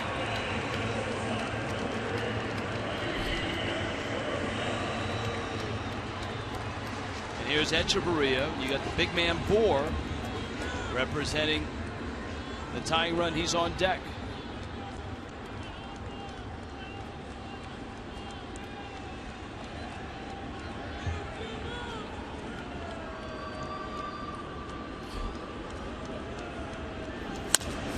Echeverria, Harrison, Mercer's turn, out at first base. And the Pirates turn the double play and get the win. 5-2 the final.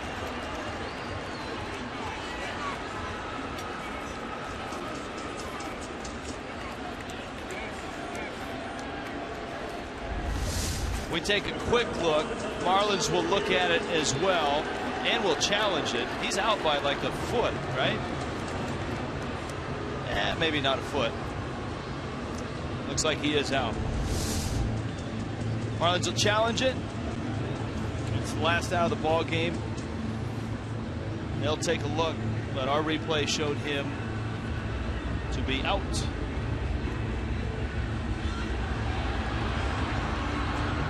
And he's out.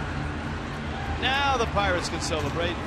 Melancon comes in and gets the save, his major league leading 40th on the season. And that dynamic outfield was All of that in this one. Polanco with 4 hits. Marte was on base 3 times. McCutchen had the big hit early. And this Pittsburgh Express shows no signs of slowing down. With very little sleep, that didn't seem to bother the Pirates. As Pittsburgh opens this 4-gamer with a 5-2 win. Pittsburgh is now 75-48. They have won 10 of their last 12. And for the Marlins, they've dropped their 4th straight. They fall to 50-75. Marlins Live is next.